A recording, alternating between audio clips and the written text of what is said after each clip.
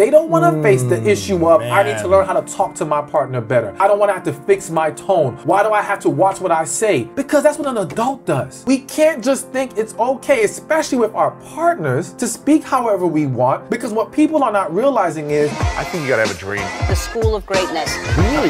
Yeah. Please welcome Lewis House. Biggest question I think a lot of people have right now is, why do people have such a hard time these days finding love during these times? Why is it so hard? Well, now, when we say during these times, are we talking about pandemic times as well? Talking about everything, everything. Social media, pandemic, millions of options out there. Hard to focus on all these different challenges. Now, you know what? I want to start with the social media. I used to be someone that said, you know what? Social media is not the problem. It's people. Social media simply exposes the issue, which I still believe that. But I have come to a place of seeing how evil social media can be, how much damage it can cause in people's relationships, but not just simply the negativity it pours into people's relationships, but the expectations now that it sets in different ways for people. Like, you have men who are forgetting what an average woman looks like because they're looking at IG models all day. Wow. All right. You have women forgetting that, you know, not every guy has $1 million and can shower you with a ridiculous amount of gifts. They're seeing this luxury life being lived. Now, of course, everyone doesn't fall for that, right, but a lot of people are. And I do think it's impacting people's ability to appreciate relationships and different levels of how we engage with each other compared to what it used to be. It's so different now. In a relationship between a man and a woman, what is the biggest problem that you see today that women face that are holding them back from staying in a healthy relationship? And what's the biggest problem that men are faced with and them being happy with their partner if they're in a relationship? So I always talk about healing, and I do believe that healing is the #1 biggest issue. But I want to take a different angle here. I think that another huge issue that both men and women are facing from women's standpoint is really understanding that men are different in how we think, how we behave, how we're overall wired. And the same thing goes for for men. So essentially, men lacking an understanding of the emotional state or the emotional side of women and not knowing how to tap into that or navigate through that. Whereas she also struggles with trying to navigate through his logical side and how he goes about things. And that disconnect, because both sides are expecting the other to understand them where they are.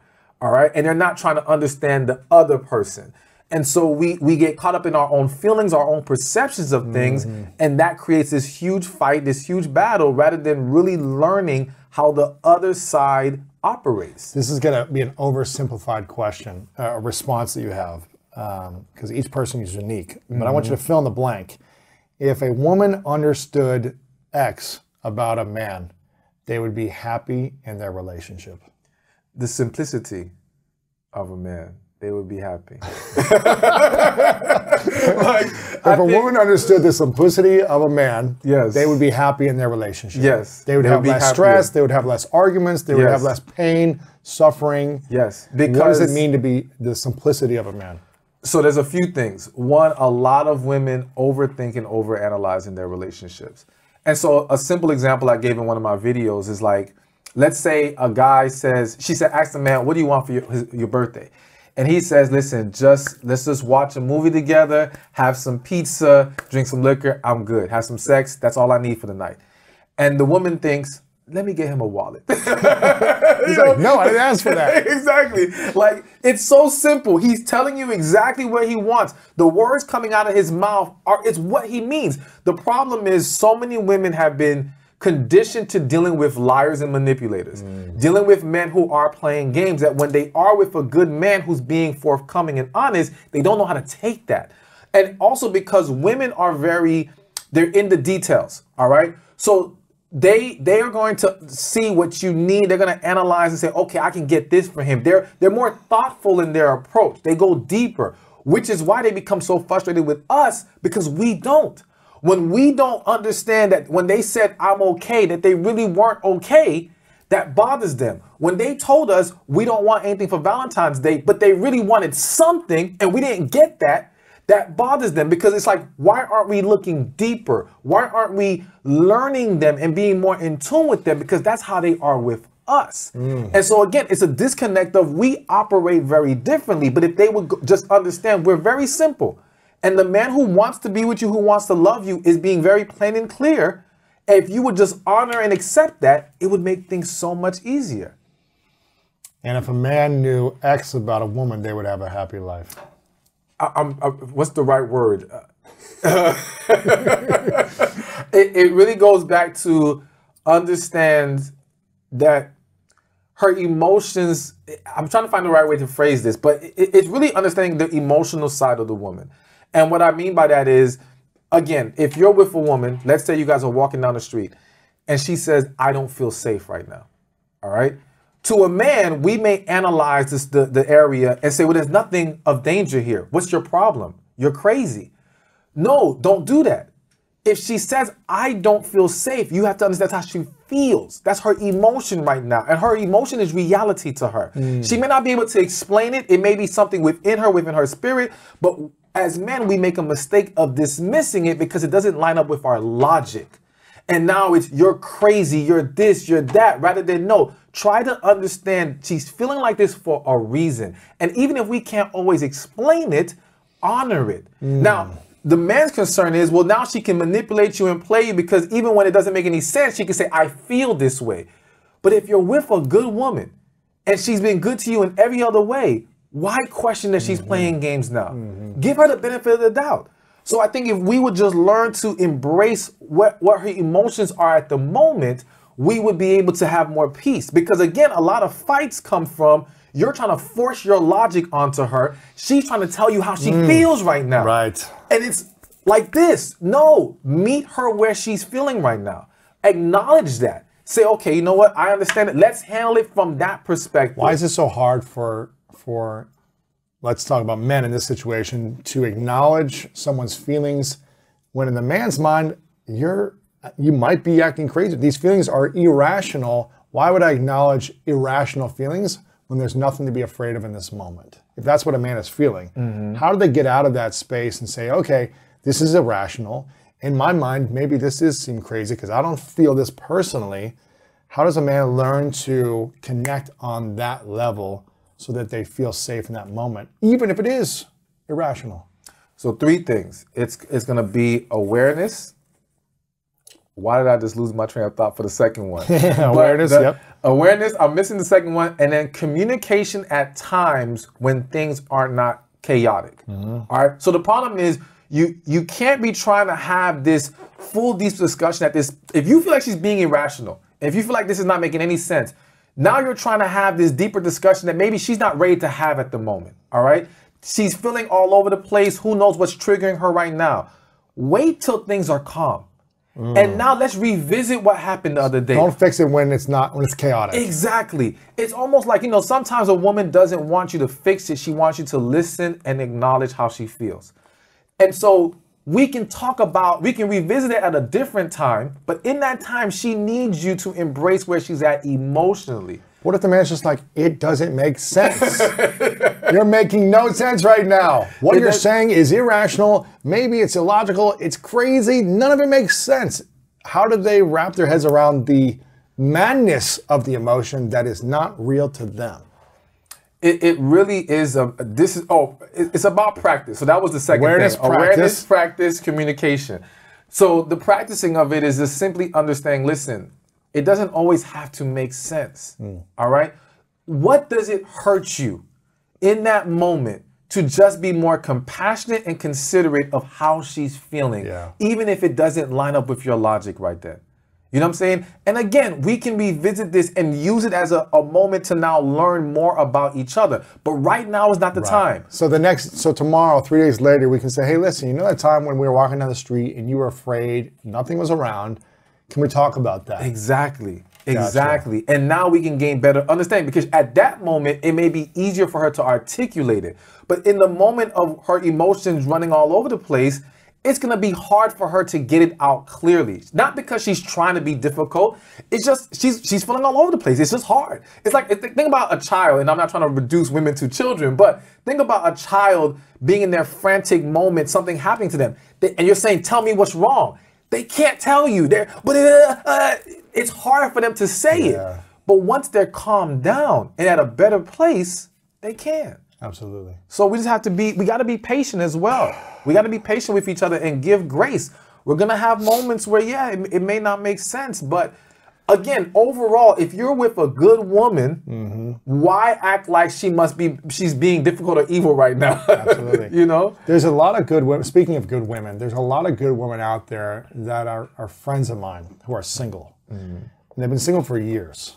Okay. I'm thinking of a few of them specifically in my mind. So I'm going to speak to these women's archetype, because I think there's a lot of women like this out there. They've been single they've been dating, but they haven't been in a committed long-term relationship for a while. Good women. They make their own money, they're independent, they're kind, they're compassionate, they're loving, they've got their own vision, but they're struggling in finding the right guy who will commit. What do you think is missing from those women? Or is this a timing thing? Maybe it's like, hey, you've been trying this for 8-10 years and you haven't found someone. Maybe it's still timing. Maybe they haven't showed up in your life yet. But if they're going on dates, they're doing these things and they still haven't been able to find a partner that feels like a good match, the right match, what's missing from them? Or is nothing missing? It's hard to say because, without knowing them individually, the issues can vary. I'll tell you what I've seen as common barriers for women. One of the most common, and they may not like hearing this, but one of the most common is a lacking of being in touch with their feminine side. And that only really plays a huge role dependent on the type of man they desire. If they desire a very masculine man who has his stuff together, a guy who can be a leader, at least has those qualities, then not being in your feminine is going to work against you.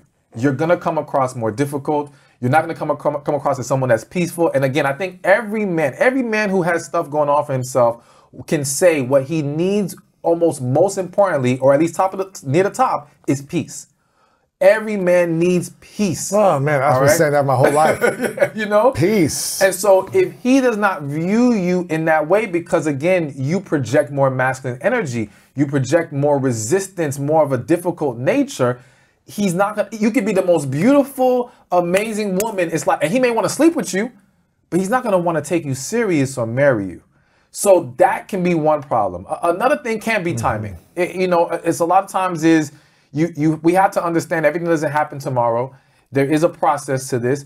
But in that timing, what's important is that you don't drag on with the wrong men. Yes. A lot of women reduce their time or reduce their window of opportunity staying with the wrong guys, dating even the wrong guys. So it doesn't have to be a committed relationship. It could just be you're dating and getting to know each other, but you knew after a couple days that he wasn't it. And yet you're still letting it continue. And even though you're not fully committed in this relationship as an official boyfriend, girlfriend, you're emotionally invested. And your ability to now be available to someone else is severely hindered.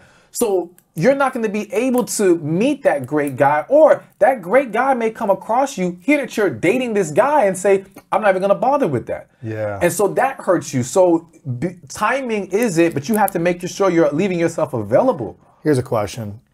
Do we stay in relationships longer when we haven't fully healed the past? Hell yes. Absolutely. I'll probably raise my hand here for pretty much every past relationship where I have known at different levels, like something's not right, something's off. Okay, let's work on it. Let's try to make it work. Still things are off. It's like you have a knowing inside, and sometimes you try to force it to make it work. And I'm as one to blame as anyone here. And what I realized is like, I haven't fully healed certain things. And it's why I've stayed in the past in relationships much longer than I probably should have. But I was afraid. I was afraid of hurting someone. I was afraid of hurting myself. I was afraid of whatever. Yeah. And when I started to learn that, like, this is something you talked about over and over, that the healing process is the key process to build a foundation for the potential for a great relationship, for something to flourish. Yes. You want to have, the dream is to have a rainforest of an environment in your relationship where things can grow, things can flourish. There's green trees around you. There's waterfalls, not an environment of a desert where things go to die in the relationship. Yes. And I don't think we can truly allow things to grow if we don't learn to heal. And that's something that you taught me years ago, and you teach so many people around the world this. But if people don't even think they need to heal something, how do they do it? They can't. There's no way. You can't overcome an obstacle you don't believe exists. Right. Like, I'm fine, I got this. Nah, I've dealt with this stuff in the past. Like, that was me. Exactly. And so the problem is most people don't heal until they hit a wall, until something, knocks them on their behind, and now they have to see things differently and accept the issues that they've been holding on to. But also, I think the problem for a lot of individuals is they're not healed and they're in environments with people who haven't healed either. And now those unhealed people are going to validate your issues. They're going to validate your unwillingness to face those things. This is so hard because, whatever, guy friends, girlfriends, whoever you are, and you lean on people and say, this person did this, and they validate you and say, leave them. They're no good for you. You deserve better. You don't deserve that. They shouldn't be doing this, right? They start to validate to be on your side, but they're not healed either if they're coming from that place. Maybe they're correct on certain things, but it's learning how to communicate to your friends in a healthier way probably also. Well, but I think, yes, because a lot of people, they tell their friends the bad and they don't always tell them the good. Yeah. So the friends have a very skewed perception of the relationship or whatever situation that you're facing. But we also have to be aware enough to understand who we're seeking guidance from. Like, I may speak to my friends because I need to vent at the moment or I want some feedback, but I'm fully aware that they are not the end all be all to this, that they may be speaking from their own hurt place. I still can filter their perspective through the understanding of they're not healed enough to give me full, proper, great guidance, all right? But they might give a perspective that I needed to look at. And that's why I will still talk to them, because I want to hear different perspectives. I want to make sure I'm not missing any blind spots here, all right? So it's good to talk to different people, but only if you understand how to not just take them as, oh, well, my friend said this, so this is it. No, your friend may be broken too, and they're going to lead you down an even more broken path. Exactly. So the conversations you have with some people, they're not healed and they're not helping you fully because they're validating something that you don't need to hear necessarily. Absolutely. Maybe some of it is right, but not all of it. And not to mention, it can happen in other ways as far as, like, I've seen people where the friend was in a toxic relationship that they were unwilling to leave. So now when their other friend came to them about their toxic relationship, is, oh, give them a chance. Oh, cheating happens in every relationship. They'll come up with all these validations to stay because they can't look themselves in the mirror and tell themselves to walk away. So how are they going to tell you to do it? So all right. hard.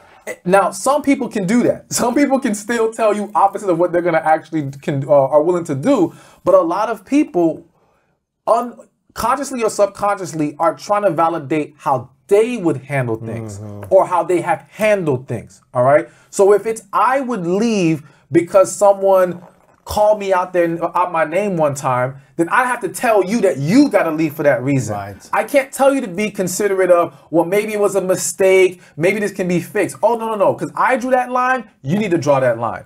A lot of people don't understand how to give that unbiased advice. So that's why you have to be very careful. Absolutely. Going to friends and family. Healing is, again, a lot of clarity comes through healing. You'll be able to see things differently in a relationship if you are from a healed place. I think a lot of us, myself included, has stayed in relationships longer than necessary because we haven't healed something yet, and that's why we stayed in them. So would you say that people who have healed and addressed the past, the traumas of the past, the pains of the past, are much quicker to get out of a dating situation when they realize, oh, this isn't for me. Like, I thought it was going to work out, but I don't need to keep trying for months and years to try to make it work. It's not working. I'm willing to walk away. Would you say people healed are able to do that better? Absolutely. Yeah. Basically, the more healed you become, or when you have become healed, your willingness or ability to tolerate toxic energy is diminished. You don't know how to operate or how to stay in those environments any longer, because now you see things so much clearer. It's almost like if you were to detox your body and start to eat healthy. Now you go back to eating some fast food and it will destroy your stomach. Yeah. So your willingness to eat that bad food is no longer there, or at least it's diminished, because now your body knows what healthy feels like. Ooh. All right. So emotionally, once you get to a healthy place and you know what healthy is, you can't tolerate dysfunction as much anymore. You can't tolerate someone who does not want to face their issues. You know, it reminds me right now real quick of even when it comes to business, or you know what, even when it comes to fitness. A lot of people, once they've achieved great success, or once they've achieved getting that body they always wanted, they look at those who do not have differently.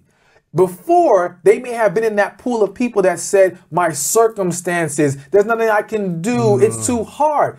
But once you've achieved it and you knew what work it took to get there, now it's like, no, you're just unwilling.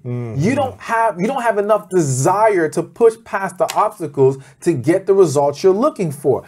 And so again, when you become healthy, your willingness to tolerate this person just can't get past their issues. It's like, no, because I got past mine. Right. I know what it takes. I know you can get there if you're willing, but so many are not willing. Let's say you got in a relationship, you got married, you've been committed for a while, and neither of you have healed. But then one of you decides, you know what, this isn't working. I gotta heal the pain from the past. They go on that journey, they get relief, they find peace in their heart, they're not triggered, whatever it is.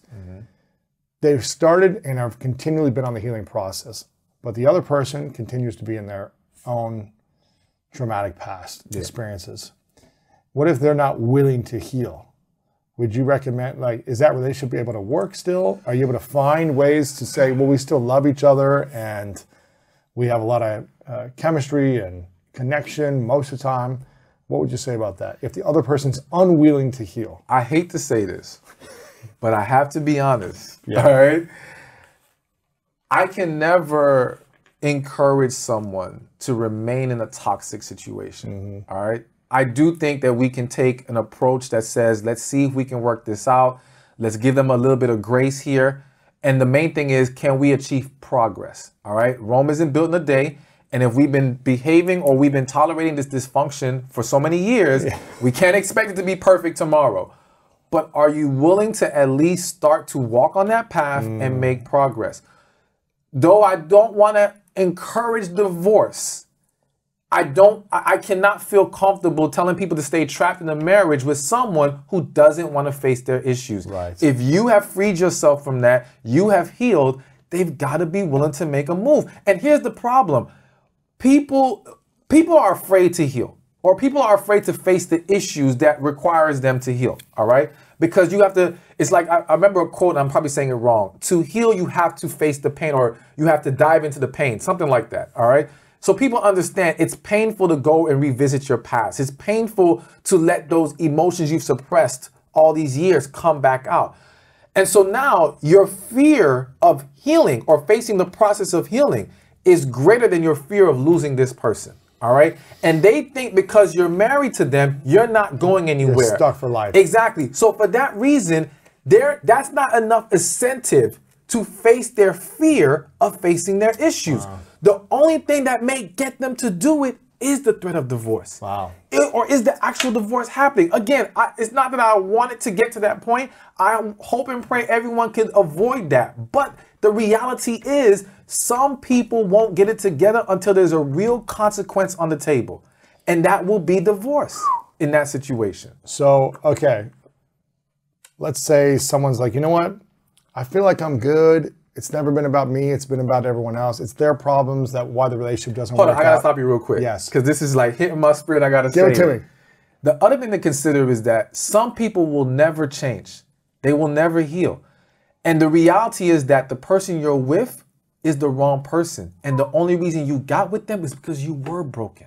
Had you not been damaged in the first place, Zing. you may not be with this individual. Because you wouldn't have chose someone like this if you were coming from a healed place. Exactly. And if you were healed, you would have been your true self. Your true self may not have aligned with this individual. Now, I'm not saying that there aren't circumstances where people still end up with the right person when they were both not healed. I do think that's possible to happen. But a lot of people, I would argue the majority, because I always say, if you're not healed, you are 99% likely to choose the wrong person. So I do still strongly believe that the majority of people are with the wrong individual. And that's marriage, relationship, whatever. Because that brokenness, that damage attracted something else that was broken. and allowed you to tolerate it. Or it allowed you to feel safer in that environment. Wow. Here's the thing that people don't realize. When you have not healed, if you were to get with a healthy person, it would essentially demand of you from the jump to basically heal or step your game up. And again, people are afraid to face their issues. So to get with another broken person, subconsciously, it validates me staying broken. It validates me not having to face my issues, because now we all have issues. You see, as long as we all have issues, I don't have to face mine. But if you have corrected yours, how can I validate my own? Wow. What's your issues? My issues? The coach always has an issue somewhere. What's your biggest fear or insecurities around being in a relationship or finding the right person or dating or? So, okay, I'll say fear. And I'm being very transparent. I've never said this anywhere else. All right? I know you haven't. Your biggest fear? My biggest fear has been, can I remain focused and fulfilled in the relationship long-term past a certain time? Meaning, okay, I have no doubts 5 years in, 10 years in, I'm still good. But when it hits year 15, this is different. And again, it's because of, one, I think a lot of people, the issue that we have is specifically even with monogamy. Not saying that I'm going to be going out there cheating, but I always say the issue with monogamy is that people struggle to maintain monogamy. And we struggle to maintain monogamy because we don't maintain who we fell in love with. All right? What do you mean by that? Meaning that person that I brought you and you brought to me that made us feel like this is it. It's different. It's different now. The thing is, though, it can be maintained if it's the true you. Problem is, a lot of people aren't being their true self from the jump. Right. So that creates a difference right there. Also, is there a willingness to grow together? And that needs communication. That means connection has to be there.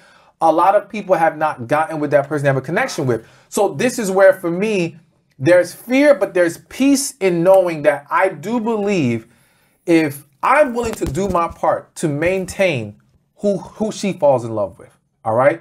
Whoever that woman is, when that day happens, I'm willing to do that. And that goes spiritually, mentally, physically. I have no problem sticking to the recipe that worked. And I'm confident in one end because I say, you know what? I believe in connection. And I believe that that's the missing ingredient. When I look at these relationships that have failed and haven't made it past that 10-year, 15-year mark, I do think that the reason is connection was not there in most cases. So chemistry was there. Chemistry may have been there at one point. First, compatibility? Yes. Compatibility based on what they were presenting at one point may have been there. But again, was it true compatibility if they weren't being their true self? And if they had not found their true self yet? But connection was not there. And I think a lot of people get with each other based off the hype. And that's the reason why I'm such a stickler on, okay, I have to make sure I wait for connection because I want to make it past those 15 years. I want to make it for the long haul. I want to be a representation of what I speak about. I want people to look at my relationship and say, I don't want it to be that fake relationship that people think is good, but it's actually horrible behind closed doors. No, I want it to be amazing to everyone and inspire them. So I have to wait for connection, and me being a man of God, I have to wait for that spiritual guidance that says this is the one, that I can pray about this and God tells me she's it. Because, you know, there's a lot of beautiful, amazing women out there, but everyone's not for us. Right. And so I think it's important to understand who aligns with you, especially as a man when you're walking in your purpose. And that's why it's so important for men to find their purpose, because if you don't know where you're headed in life, you don't know who belongs on that path with you. So you've got to make sure that you know yourself, you know the direction you're walking in, and now you can see what woman can align with you, and you guys can walk together as a unit and make it something amazing. What's your definition of chemistry, connection, and compatibility? All right. So chemistry to me is the art of getting along, flowing with each other. All right. Chemistry can be created. It can be destroyed. Think about it from a team sports perspective. You can put players together and they have to build team chemistry. So through repetition, through practice, they can get to a point of having chemistry. Yes, some people have instant chemistry. All right. But just as it was instant, it can also be broken. Instantly. Exactly. Yeah. You know, we can start to not get along and not flow with each other very easily. Things can get in the way. And again, this happens even in team sports or even in the corporate arena where you have team building exercises, but then things happen that destroy the structure of the business. Absolutely. So that's chemistry. That's chemistry. How important is chemistry? It is still very important. It is not the most important. And I say that to mean chemistry has to be in every relationship for it to work and flourish. But it does not set the stage for everything else. All right. Connection sets the stage for everything else. So basically, if you have connection, you will be able to have chemistry and compatibility. But now let's talk about compatibility. I believe compatibility is a very logic-based structure of putting two people together. It's also about we're compatible in the sense that we share values. All right. So again, you can meet someone that you are quote unquote compatible with. You guys share similar values. You guys come from even maybe the same kind of cultures. There could be a lot of things that make you guys compatible on paper. But what is real compatibility? Well, to me, that is real compatibility, so to speak, is that, yes, you guys on paper are a good fit, all right? And you guys should work. But again, without connection, it won't matter. So I would argue that a lot of marriages, let's even talk about arranged marriages, some of them were built on compatibility. Well, this person came from the right family, so we like this. They have a good job. They have a good education. They would be a good fit here. They share the same values. But when those two people are really alone with each other, it doesn't always hit, which is why if you go on an online dating site, it can match two people together that are compatible on paper. Interesting. But in person, it doesn't always play out the same. Because what is missing? The chemistry, or more importantly, the connection. And sometimes we might be tricked. Oh, we feel this spark of chemistry, but you may not have connection. Is that true? Absolutely. Absolutely. So you might say, oh, we're compatible on paper, everything. We have the same values. We want the same things for our life and marriage and kids and where our family's going to be. We have compatibility. We have chemistry. There's some type of spark here. I feel like, ooh, there's a little something down here that makes me feel and like we get special. Along and we know how to flow with each other. It's amazing. But you're saying if we can't find true connection, or if there isn't connection, can connection be created? No. And so that's the huge distinction to me with connection. Connection cannot be created, nor can it be destroyed. It's either there or it's not. Wow. There's nothing you can do to build connection. You can build a stronger bond. You can create a stronger attachment to each other, but that still doesn't mean connection is there. And you see this play out in situations where you have people who could meet each other right now, have this amazing connection. Something happens where they fall apart. They come back together years later, 10, 20 years later, and it's like they never stop talking. It just falls right back into place. It's connection. It's a deeper thing that's occurring there. To me, connection is your spirit recognizing its match. It is something that is happening beneath the surface, all right? Which is why many people who have felt connection, you can't always explain it. Connection does not always line up with the logic of compatibility. It's not always, oh, well, it makes sense because of this. No. It's just there. You just feel something with this person. You feel drawn to them. It's so much deeper than anything you've ever felt. And consider this. You can be compatible with tons of people. You can have chemistry with tons of people. You do not feel connection with a bunch of people. Period. If we were to survey people who have felt a connection in their life, you'd be lucky to find many who can say 2 times. Wow. The majority will say it's a one-time occurrence that has happened to them. All right. And being able to have that again, it's very difficult. Now, I don't want anyone listening to be discouraged if they did not end up with the person they had a connection with. I'm not saying it's impossible for it to happen a second time, but I will say that if you surveyed people, you would have a hard time finding that many people that said it happened twice. When does someone know it's connection and not chemistry? Because I feel like you might be tricked. We have this incredible connection. We understand each other. We get each other. I can't explain it, but I feel something. That feeling might be also chemistry at the same time, right? Yes. It might be masking Yes. if it's really connection or chemistry. So how do you know if it's true connection over, man, there's this desire, connection, attraction, all these things happening at once? One, can you truly be yourself with this person? That's big. All right?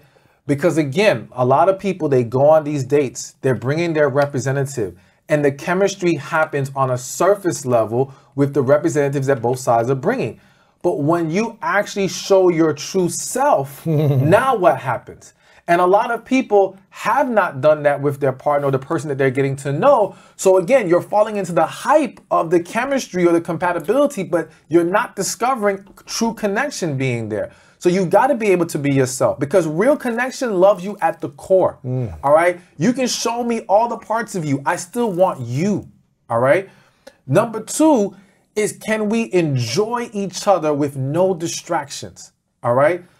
Again, what people fail to understand, and this can happen with chemistry, is that we're bonding based off of the activity or the things in our environment. Meaning, all right, we love going out together and we do all these fun stuff and we're doing all these things, and that's great. All right, we know how to have fun together. But can we be alone in a room, no TV, no distraction, no phone, just us, and still love being with each other? A lot of people can't say that. A lot of people are only able to be in their relationship and tolerate their partner, and I use that word strongly, tolerate their partner, because they have enough distractions in their life. They have kids, they have work, they have all these other things going on. Video games, man caves, whatever. Exactly. All these things that pull them away from their partner, that doesn't allow them to face the fact that, no, you really don't like each other at the core. Man. And so that is a huge sign of connection. That's why, like, one thing I suggested in one of my books was go on a road trip. And it's just a random suggestion, but go on a road trip for at least 6 hours, no phone, no distraction, just you and them talking. Will you still be happy after those 6 hours? A lot of people can't make it that far in a car ride with their partner. All right? A lot of people cannot be in a room alone with their partner and nothing else to take their attention. So you gotta really push those boundaries to see, what do we really have here, if this is really gonna be called a connection. Right. And your fear is, are you able to grow together after 10, 15 years? Is that one of the main things? It's you know, it's hard to, you know, you never can look that far ahead, you know, and we don't know what's in store. May not be here tomorrow. Exactly. It's a concern of, can we still give that same energy? And it's both sides, because again, I'm not saying I'm not perfect. So even though I'm confident that I could do it, what if there's something that throws me off? You know, it's just that, yes, as time goes on, there's that test of really putting your best foot and bringing that same energy that you brought in the beginning. Now, again, I think I'm holding myself to a higher standard than I think most people do, because I think that a lot of people's mentality is, well, things change. Things are gonna be different. It's okay. So what, you don't go out as much anymore? People think like this, but they don't realize that's why your relationship is deteriorating. Right. I don't want a deteriorated relationship. So when I think about, yes, can I be with someone past 10, 15 years if I accept a level of mediocrity? Of course. But You don't want that. Exactly. I'm saying, can we maintain excellence after these 10, 15 years? Fulfillment. Exactly. Fun, play. Peace, happiness, joy, all these things. Because to me, what is the point of being here if we don't have it, if we're not operating at our highest level? What about the saying that I hear, whether this is a meme or this is women saying this online? Maybe you know the line better than me. If he can't accept me at my worst, he doesn't deserve me at my best. I hate that line. I absolutely hate it. And I hate it because it has turned into validation for not addressing your flaws and issues. All right? I agree with it from the standpoint of, you've got to be able to handle your partner's worst moments, all right? Because we're going to all have moments. We're going to all fall. We're all going to make a mistake. It's going to happen. Over time, that's just the way it is. But when you are essentially trying to say, I have a horrible flaw and you should accept it, even when I want to consistently make you deal with it, no, that's not going to work for me. Yeah, I can't accept that. That's not okay. And so a lot of people, that's what they're turning it into. That's you not taking accountability and responsibility for growth. Exactly. Going back to, okay, this is where I'm at. I don't want to address it.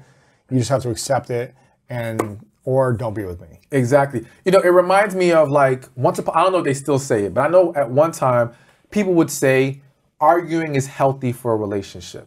All right. I despise that. I don't know if I agree. I understand that.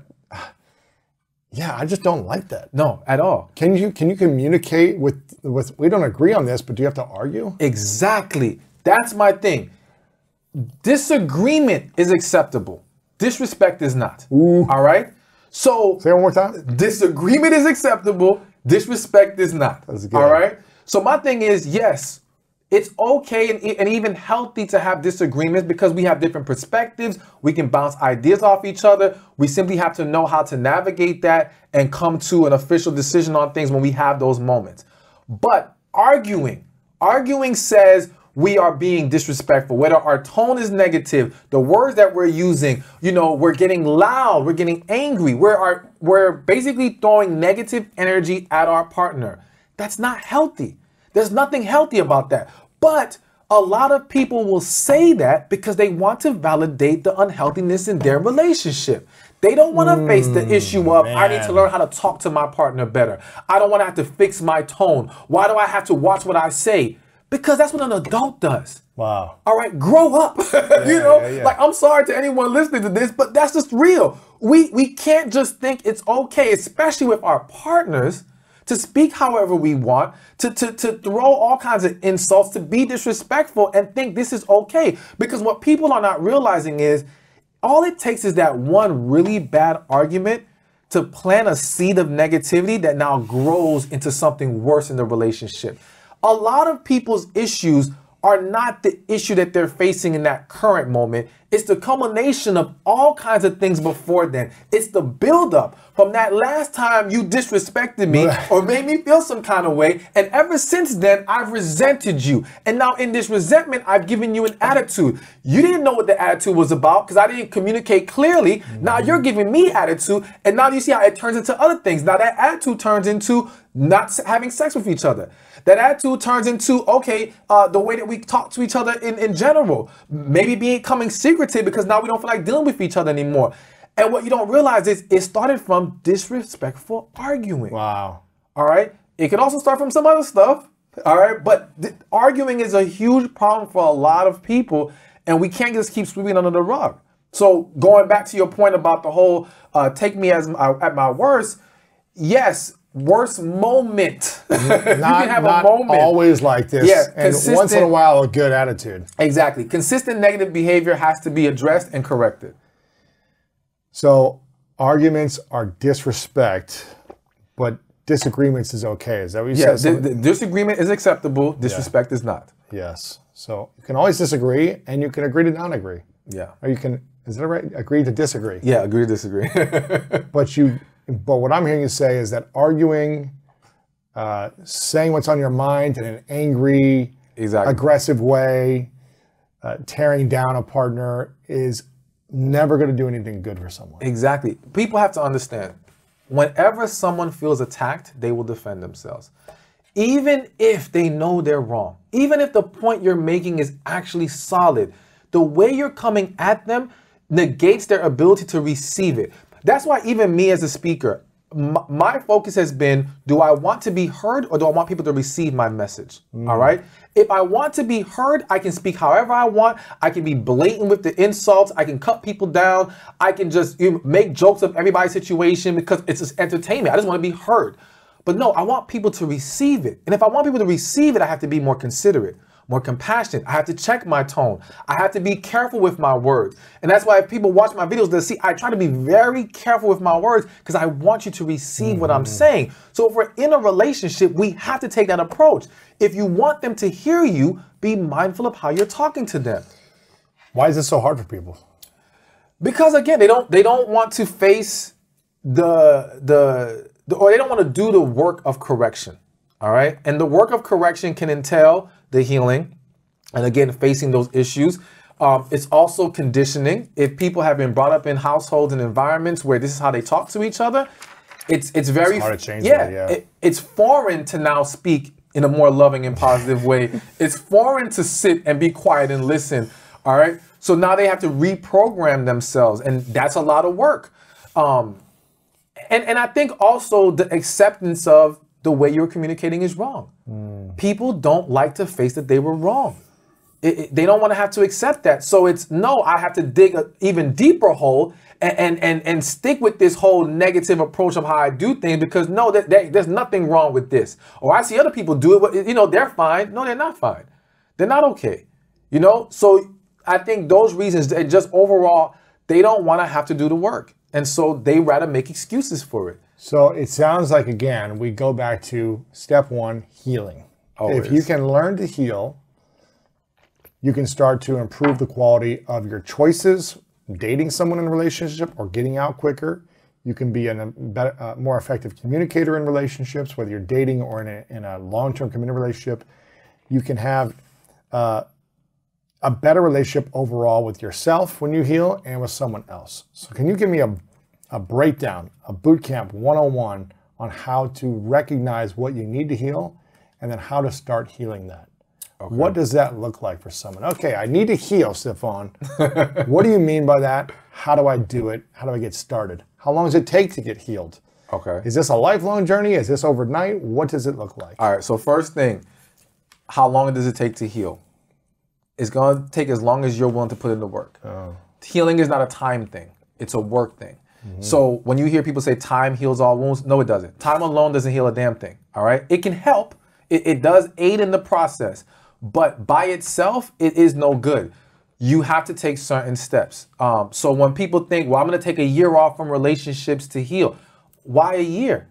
And if you're not doing the work in that year means nothing. And that's what happens to a lot of people. They took a year off, but what they did was they hid from the world. They hid from relationships. They went in their corner, all right, and distracted themselves, but they never healed. Now they come back out of that year and they're still the same person. Or maybe they're not the same. Maybe the first few months of dating, they're a little different, but then they fall back into Exactly, because they never resolved things at its core. Now, in terms of recognizing what to heal, my first step is called the who hurt me list, all right? So you get a piece of paper, you write down on a piece of paper, who hurt me? And now every person who comes to mind, you write them down on the piece of paper. It doesn't matter how long ago it happened, doesn't matter if you think you moved past it, if you think it's not relevant. If they come to mind, then there's some level of relevance there. Put them on the paper in about a sentence or two of what they did to hurt you, all right? This is how we're gonna start to locate what you've been holding on to. But you really gotta go into this exercise very genuine. You can't be trying to control the narrative. You just gotta let yourself feel. Just ask yourself the question, close your eyes, let it come out. What's the question they should ask? Who hurt me? That's it. Who hurt me? That's it. And what if they're like, I can only think of like 3 people that really hurt me.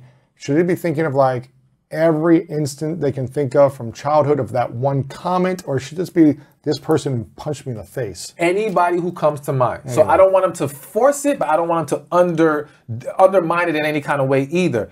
Just whoever comes to mind, put them on the paper. Because even if there's a situation where you forgot somebody, if we tackle the big one, you're not gonna be able to escape the big ones. The big ones are gonna come out. They're gonna come to mind. Right. If we can tackle those, then that might set the stage where everything else gets taken care of naturally. Sure. All right? Because now your awareness is gonna be there and your level of healing will allow you to see things differently. Because really the big ones might be the ones that cause the most pain. And if you heal that, the other ones are just a pattern of the pain. Exactly. Yeah. And you will also start to perceive those situations differently once you've healed from the bigger ones. Okay, so that's step one. Take a piece of paper, write it out. How long should this take? A few minutes, a few hours, depending? Depending on the person, because, you know, for some people it's going to get heavy. it's going to get heavy, and that might cause them to want to pause and take a step back. But I would encourage them, do not like walk away from it completely. Stick to it. But it can be as quick as a few minutes. Maybe it takes an hour because they may get emotional in the process. But just don't run from it. But just do it. Don't even worry about the time. Just do it. Okay. Step one. Step two. Step two. So step two, I'm gonna lay this out. I usually don't lay it out, but you know what? I feel like I gotta do it today. Bring it. I gotta do it today. So step two is we gotta get things off our chest. All right. Okay. And this is where we do the letter writing process. So there's two parts to the letter, or two drafts. The first draft is the most important. This is where we're gonna have essentially an emotional detox. We gotta get everything out. So let's say on the list is your mother. I always bring up mothers because so many people have mommy issues, but the world only wants to talk about daddy issues. Ooh. All right. And the society has made it to where it's almost wrong for you to tell a woman she was a bad mother or to criticize your mother. So we suppress that a lot more than we do our fathers. That's interesting. You know? So let's say it's your mother, and you're going to do the first draft. And in that first draft, you're just going to let all your raw emotion out. I don't care if you curse her out. I don't care if you wish death on her. I don't care what nasty, evil thing you say. However you feel, let it come out. You've got to let the anger, the hurt, all pour out of you into this letter. If you don't know how to start the letter, start it with the most damning thing you could say. All right? I hate you because, boom, and then just go from there. It's going to start coming out. Once you uncork that screw, that's it. Yeah. Exactly. And this is where it gets heavier. A lot of people may take a lot more pauses in this process, all right? Because again, so many people have been suppressing this for so long. And again, it's like any other detox. When you start to detox, the bad stuff has to come out first, all right? And you can't get to a healed place unless you flush out all the negative energy.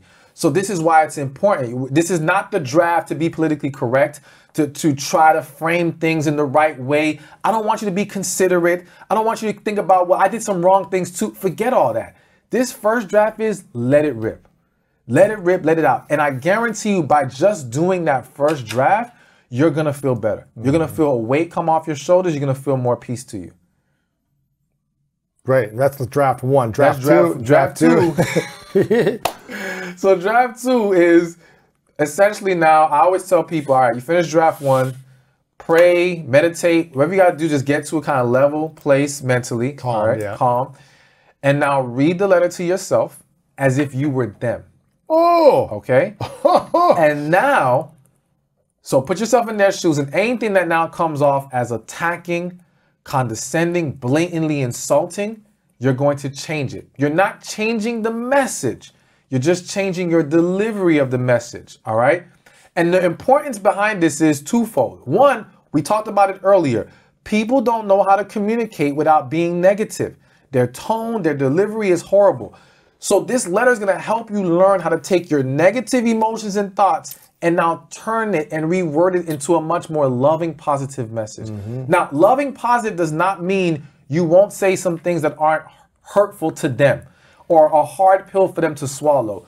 There's just a difference between lashing out and expressing how you feel. Saying, this is how you impacted my life. This is how I perceive things, rather than you're this, you're that, you're this. That's the first draft.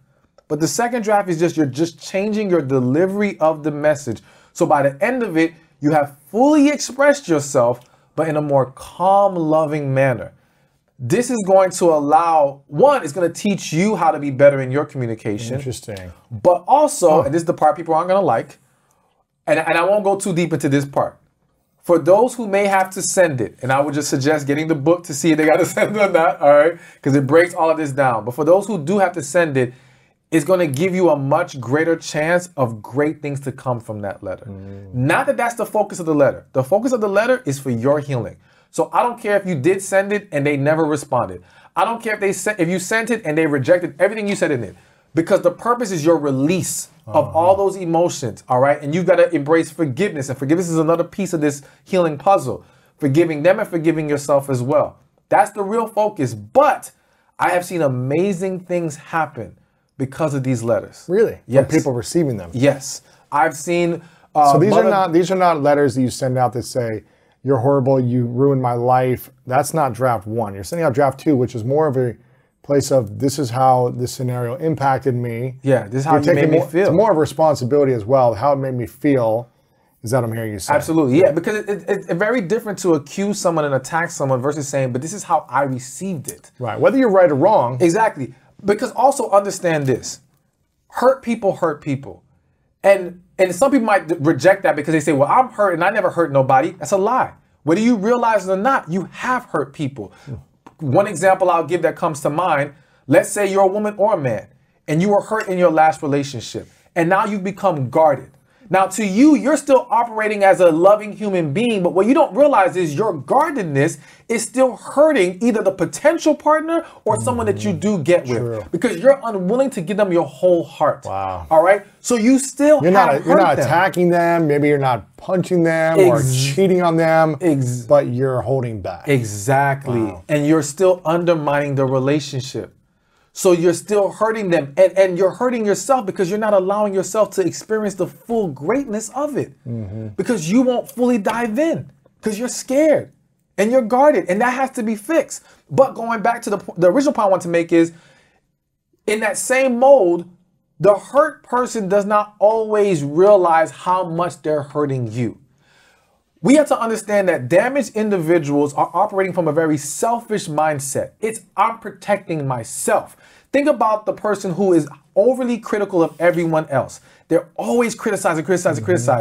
They're not doing it because their intention is to hurt others. They're doing it because they want to keep the spotlight off of them and to protect themselves from criticism. So I'm going to hit you before you hit me. Dang. All right. So again, a lot of our parents, the things that they did not understand. And even if they had some semblance of an idea, they're so caught up in their own feelings, they're blinded by it. So a lot of times this letter basically takes the blinders off. When you do it in that loving manner, because like I said earlier, do you want to be heard or do you want them to receive the message? The yelling, the screaming, the lashing out, they heard that because you may have done that with them in the past, but they never received you in that moment. Now expressing yourself in a calm, loving manner, they can't help but receive you. And even those who reject what you're saying, trust me, it has hit them in a way nothing else has. Right. And I've seen situations where the offender has broken down in tears after realizing how bad they were being. Wow. But they never connected with that previously because their emotions, their feelings blinded them from that. It's a lot, man. First two steps sound like a pretty deep work. It is. It is absolutely deep work, but it's necessary work. I mean, listen, no one says healing is easy, but it's necessary and it's absolutely worth it. And it's a game changer. Like, I just don't think people understand how much better your life will be. And you know what? Let's take a moment to say, this isn't even about your emotional relationship life. It's about your overall quality of life. A lot of people's illnesses are from a lack of emotional health, all right? That's true. And what we have to understand is a suppression of feelings, a lack of healing creates emotional stress. Stress is now it's always been the number one inducer of disease. It is the number one trigger that sets everything else wrong in your body, all right? If you cure stress, you cure the body. A lot of things, it changes after that. So your overall health, your overall quality of life is dependent on you healing and releasing that negative energy. So it's so much bigger than just a relationship. Overall quality of life. Yes. Not just in that one relationship, but every relationship. Every relationship, every aspect of life. So do you write a letter for the 30 people that were on that Who Hurt You list? Or is it more, okay, pick like the two or three big people in your life that you really were affected by, start with those letters and then keep going? Start with those letters. And what I have seen in all my years of doing this is that, and sometimes you don't send it to the person also, right? There's gonna be some circumstances where you wouldn't send it. Majority of the times, I would encourage sending it, all right? Now, again, I tell people that if you're a believer, pray about it as well. Because to me, God gives you the ultimate answer in that. But I do believe that the vast majority of situations, the letter needs to be sent. All right. But again, there are some caveats there. There are some differences. And you had asked what again?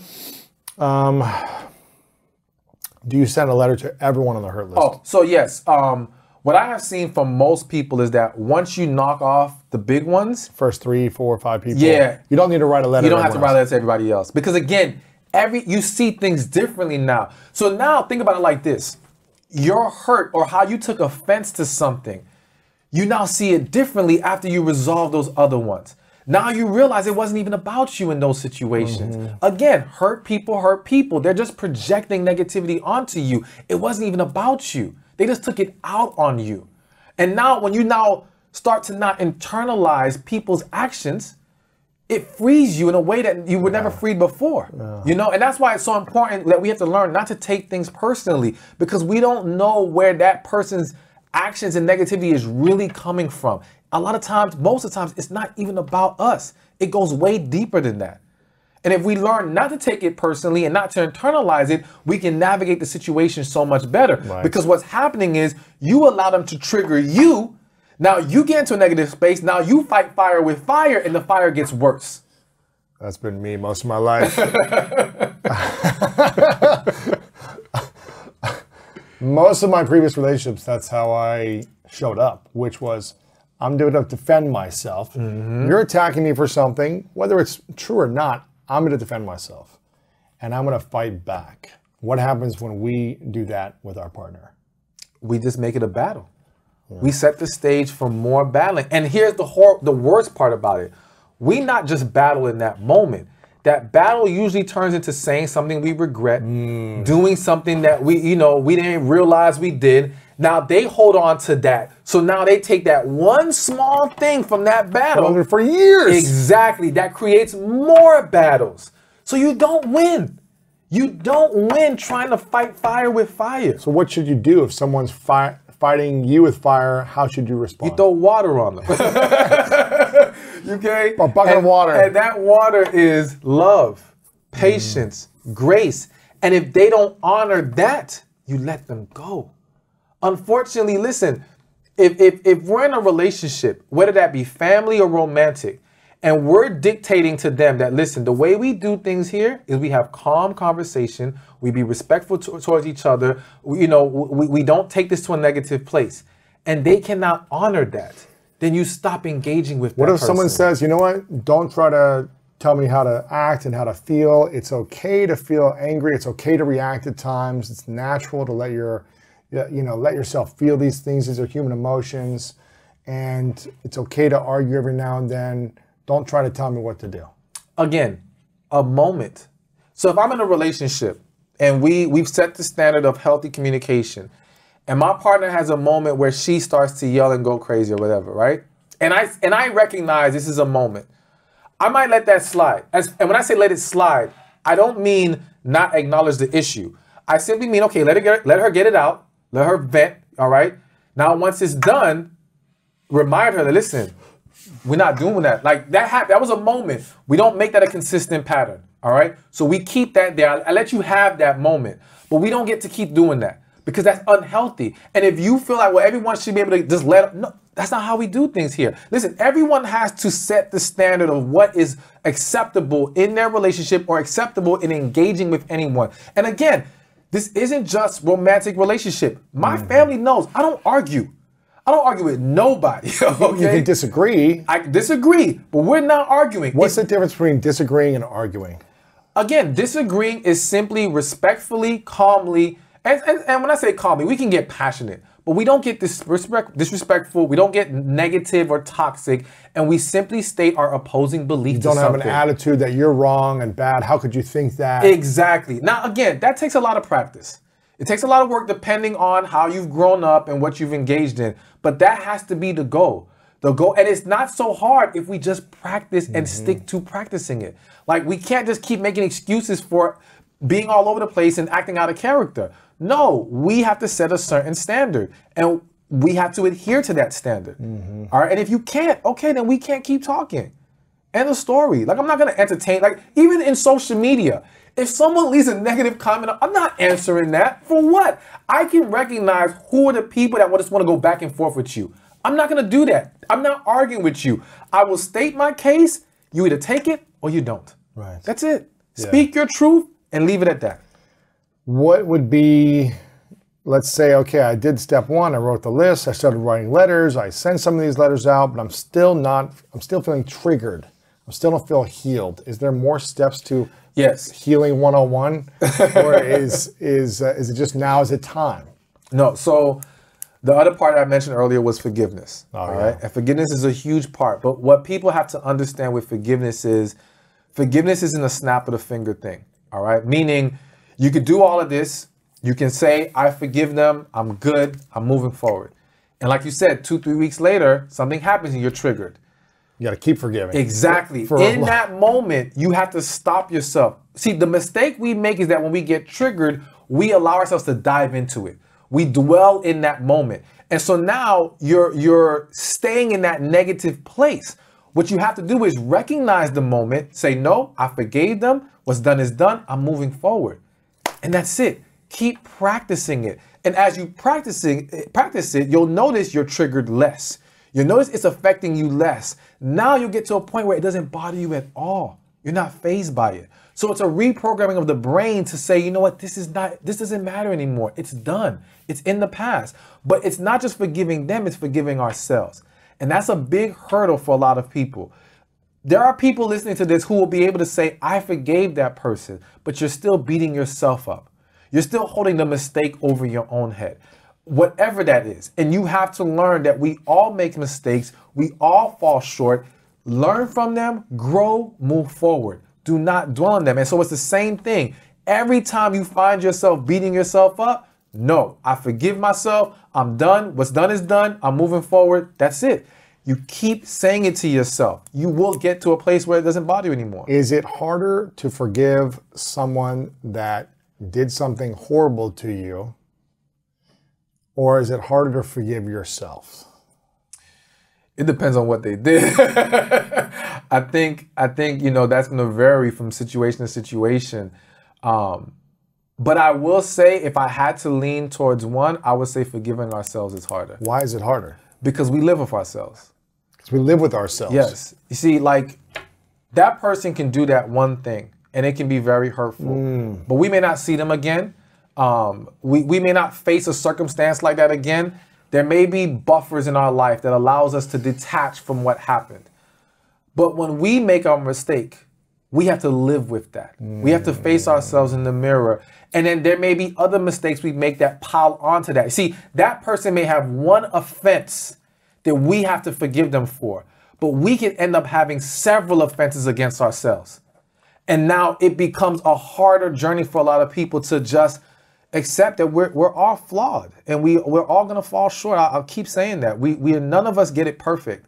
None of us has never made a mistake. And you know how they say even in business, everyone who's successful has failed. And so in life, it's the same thing. Anyone who's successful at life has made mistakes. You're either gonna learn from them or you're gonna dwell on them. And too many people are dwelling in their mistakes. Is there anything in your life you haven't healed yet? You really put me on the spot today. You know.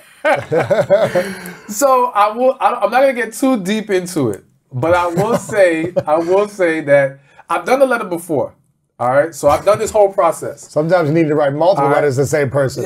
No, so the person I did it for, I did all the big ones, so to speak. But there was a small one with a family member that I didn't realize was a problem till years after. Because to me at the time, I kind of brushed under the rug. It's whatever, no big deal. Now I will say this, and I'm not trying to make excuses. The issue, I don't believe, has any detrimental impact on my relationships. All right, because I do believe there. Don't do that. Don't do that. No, you're right. You're right. I'm not. Listen, I'm gonna handle it. The letter's gonna be written. When? All right? By when? By next week. By next week. What day? Give me till. You know what? Why not write it on your flight home? Write it on your flight home. You know what? I'll do it today. Let's go, baby. I like that. I like that. I'll do it today. Okay. I got time with the hotel room. So you'll write the letter you need to write. Yes. And then is this a letter you send to this person? Yeah, that one will be sent. Absolutely. Interesting. Now, do you do a two-step process there where you write, or a two-draft process where you write Yeah, I would still do. And then I truly believe in all those steps, and I believe that we should not skip any of them because skipping them can really throw things off. All right, because again, you don't want to say, "Well, I'm not really that mad, so I don't need draft 1," right? But then, for all you know, you've been suppressing more anger than you realize. Just say, "I f***ing hate you because." Exactly. Started with that. Yes. And let it rip. Yes. And if nothing really comes, great. But allow yourself to go as crazy as you want. Exactly. So I would not skip a step, and I would encourage everyone, if you do this process, do not skip steps. Don't remix steps. I've seen some people say, "Well, I didn't do a letter. I sent a text." No, it doesn't work. Exactly. It's not the same thing. You can't send a text. You can't do one draft. Don't skip things. Do the whole thing. Why does writing a letter? Why is that more powerful than typing or texting or voice messaging a letter? So, because voice message, text, typing is not bad. All right. So you can type a letter. Type or writing is fine. Yes. But text and voice message is bad because inherently and subconsciously, those are quick hitting ways of expressing ourselves. All right.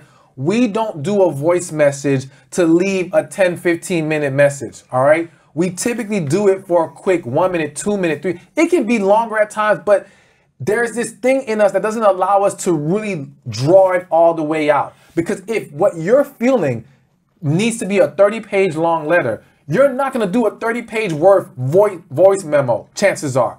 Unless you wrote it first and then you expressed it through a voice recording. Or what you can do is you could record yourself, all right? Let it all out in recording and then re-record the second draft. So you can do it by voice recording. But when it's a text voice memo and all that kind of stuff, or text messages, because again, texts are condensed ways of expressing ourselves. They're not made for long expressions. So even if you say, well, no, you can't, it's just not gonna work the same. And it's very easy for you to feel like, well, typing all of that, and if you gotta go back to type more, and it's gonna spread over to like 10, 20 texts, most people aren't going to do that. They're going to try to make it shorter. So no, do the letter, but the alternative, voice recording, is an acceptable method. Wow. Okay. So we've talked about, so that's the thing you still need to heal, still work on yourself personally, is writing that letter. Yeah. And I will say this, because I want it to be understood that I do believe there's some level of blockage because of it. So even though I said I don't think it had, or I don't believe, and I'm pretty confident in saying it doesn't have, it's always a might. You're right. It's always possible. But I guess from my evaluation, I don't see it pouring into any of my, into a romantic relationship. But, and let me say this, not directly, but indirectly. So what I mean by that is sometimes the things that we're holding on to, and this is just maybe a random example, but let's say the weight of these things causes you to fall into depression at times, all right? So even though you may not see it as I'm directly going to be negative towards my partner, you falling into depression impacts the relationship. It's still you being a hurt person. Exactly, and they have to deal with that. Yeah. So it can always indirectly impact our relationships, and that's why it's important for us to not sweep it under the rug. And so that's why I'm completely committed to doing it.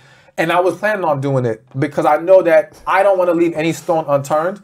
You know what I'm saying? How long have you been thinking about this? Since the beginning of the year. Since the beginning of the year. The time now. Now's the time. Wow. It dawned on me in the beginning of the year. I was like, you know what? I think I got to do this. But then I had went somewhere, and then it, life, and you just keep sweeping on the rug. And that's the mistake. That's the problem that we have. We let life get the best of us. And we get busy and we get distracted. And again, doing these exercises isn't easy all the time. But we've got to commit to it. And we got to commit to understanding if we want the best for ourselves, for our life, for our relationships, we've got to cover all the bases when it comes to healing. Let's say someone's single and they're meeting different people to date, right? And they don't want to... Well, maybe this is something they should do. What would be 3 questions they should ask to know if they have the right connection with someone? Seeing as you said, connection is something that you can't create. You either have it or you don't. What are 3 questions to ask that person in the first hour of meeting them if you think you have connection? I don't even think it's questions to ask. I'll give you 3 things they should do. All right? 3 things. Number 1, be your authentic self. All right? So no representative, no game playing, no trying to maneuver this because you really like this person and want them. No, just be yourself. And either they're going to like you and love you for who you are, or they're not.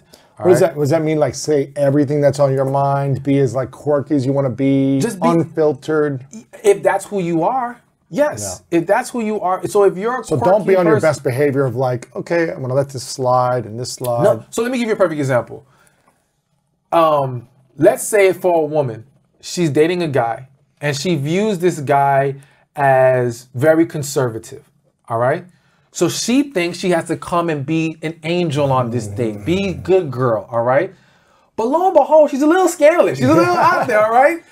But what she doesn't realize is he likes that. Right. He actually wants the side of her she's not showing. All right. But she's projecting what she thinks that she needs to bring to the table because of who she thinks he is. But she doesn't know the full real him. So a lot of people don't even realize they're shooting themselves in the foot because you're doing you're being what you think you should be, rather than just be yourself. And if they're connecting with that, great. If they don't, so be it. Let's not play any games with each other. So again, if you're quirky, be quirky. If you're a very affectionate person, be affectionate. Granted, there can be boundaries drawn so that we don't make any confusion as to setting the wrong message. But don't hinder being your true self. Yes. Because that only throws things off. Okay. That's Second number 1. thing is be very honest and transparent. All right. So it's one thing to be yourself, but sometimes when the conversation goes into certain areas, we don't want to be open and honest about what we're thinking or how we feel. Let's say, for example, not that people need to be talking about politics on the first date, but let's just say they ask you about politics, right? Say how you feel. Yes, because what purpose does it serve for you to try to dodge it, to then find out later that you guys don't get together? Right. Perfect example, I had a client one time who met this guy. She felt that there was a connection there. She felt like this was it, right? And they had some other issues, but one of the sticking issues they had was he was a Trump supporter, she was not. Wow. Okay? Now I said, listen, so you're telling me that you guys may not get together over a man who will only be president for X amount of years, okay? But your relationship can span way past that. Now, I understand for people it goes deeper than that. His values or something else. Exactly. Yeah. But the point is, if he swept it under the rug and tried to just avoid his political standing. Just to get you to like him. Exactly. Yeah. Only for it to come out later and destroy everything, you only delayed the inevitable. I'd rather know that we're not on the same page from day one than to wait into year 1 or year 2. That makes no sense. All right. And again, to me, if there's a true connection, we're either going to have the same values or we're going to be able to work through them. Yeah. Because connection does not mean that everything is going to be in perfect alignment as far as how we see things. But we will be able to embrace each other's differences. That difference wouldn't make us want to walk away from each other. All right. So again, be yourself and answer things openly and transparently so we're not leaving any mystery here or playing any games. Yep. And then the third thing? The third thing is just be aware.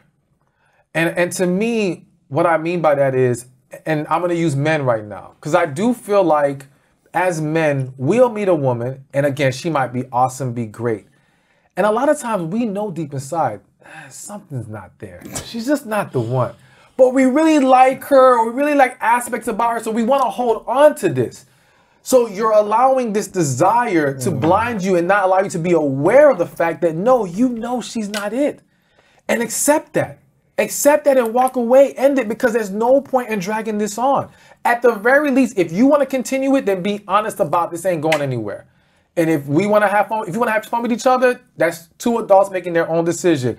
But don't continue on under the guise of I'm looking for a serious relationship with this woman when I know deep inside she's not the one for me. Yeah. All right. And the same thing happens with women. It's like, yo, just be aware, because I would tell you, everyone that I've spoken to about connection and has expressed that they've experienced this, it was pretty much an instant thing. It wasn't an overtime thing. So as long as you're aware. That's why you hear some people are like, we got married in like 3 months. Yes. Because we just knew like something was connected. Exactly. And what I hate that's happening in society now is love bombing. All right. So love bombing is a hot topic, and I one day want to do a video on it. But people view these fast moving relationships as, oh, it's love bombing, oh, it's toxic. And it's like, that's not every situation. And I think one of the most important things to understand about love bombing is a one-way action, meaning it's one person trying to overwhelm you with all this love to get you to buy into it and move forward. Connection is a two-way experience. When two people are feeling this draw to each other, both feeling into each other, that's real. You shouldn't run from that. And you shouldn't say, oh, it's happening too fast. I would argue real love, real connection is fast. That over time stuff is you're learning to tolerate each other. You're becoming attached to each other. You're becoming conditioned to each other's presence. It's not actual real love or connection. You know what I'm saying? And so people have been brainwashed, in my opinion. I just think, and again, if you really sit down and examine these situations, you will see the huge differences. I remember one time I had an Uber driver. He said he met his wife. The first time he met her, they went on a date, he knew she was the one. Gosh, they've been married 65 years. Wow. Happy as hell. He says like he would never leave. Like they're still affectionate, they're still loving. Maybe it was 55 years. Either way, it was a long time. Wow. All right. And he's like, yeah, he was telling me how he doesn't understand how this world works now. It's just crazy to him and all these things. It didn't take him forever to want to marry his wife. Of the people that you think are in a relationship for over a year, your estimate, what percentage of them are really happy and have true connection? The people in a relationship for over a year, what's the percent of people that you think, let's say in America, that have true connection and are not just in it because of chemistry or maybe there's compatibility or desire for the first year or there's some whatever? The number that's coming to me is 20%. Wow. And I might be being generous. Wow. I would argue the vast majority, even past a year, are not truly happy and there's not a true connection. So you're telling me you believe that 80% of people that are in a relationship don't have real connection. Yeah. The why, okay, here's one. One, why do people stay in relationships if they don't have connection? And two, if that many people are with the wrong people, if they all broke up, could they find the right person, or would it maybe never find someone with real connection? Okay, so why we stay even when there's not a connection? One, because people don't even understand the concept of connection. Okay. So it's a very foreign thing to a lot of people. And what they've been taught by others is it's not about connection. It's about, well, you like them, they like you, and you get together and you see if you can make it work, right? And because other relationships that are together without connection want to validate their relationship, they will encourage others who don't have connection to move forward in their relationship, all right? Because again, they don't want to face that fact. One quick example. People are also afraid to be alone, I think. Oh, absolutely. Afraid to be alone, afraid to start over, afraid to be wrong, because especially in a situation where other people told you this wasn't it and you fought hard to defend it, you don't want to face that. There's also I don't want the other person to win. And I use that with a lot of women that happens. Whereas if there's another woman that's somewhere in the situation that he dated, or maybe there was anything that happened, it becomes a competition. Oh my gosh. I'm not going to let him go because I don't want her to win. Not because I want this man or he's so amazing. That seems exhausting. It's super exhausting. But there are a lot of women who engage in those kind of situations. Man, that's tough. Or have fallen into those types of situations. So I think another one is, well, we've invested this much time. I don't want to lose time. That is a huge one, Really? Especially for women. Women, and it's everybody, but I do think it's even more so for women. Women have a very hard time walking away from anything they've invested a lot of energy, time, and emotion into. This is even for their careers. There are women right now listening to this who are not happy in their careers. They have not been happy for a long time. They may be successful. They may be doing very well, but they never felt at peace and at home there. But it is so hard to walk away when they gave so many years to it. so much time and energy to it. They don't know how to just let it go. And so the same thing happens in their relationships. Yes, if they've invested so much time, even though they know he's not it, they know this relationship is not what it needs to be, they don't want to walk away from that. So all of those things paralyze people and keep them in a situation where there's no connection. Yeah, I think I interrupted you. I'm not sure if you were going to say something else, but I chimed in at one point. So I can't remember. Yeah, no But worries. the second part was you said, so you said, why do they stay when there's not a connection? Yes. Oh, and if they were to break up. If 80% of these people said, you know what, we're breaking up because we don't have connection, could they find someone with connection in the next couple of years? Or would they ever find that person? I think it's very possible. Can I say that it's yes for everybody? No, but I think for the most people, yes. I think what people don't realize is, again, there are a lot of people who, I know a woman, all right? She was a client many years ago.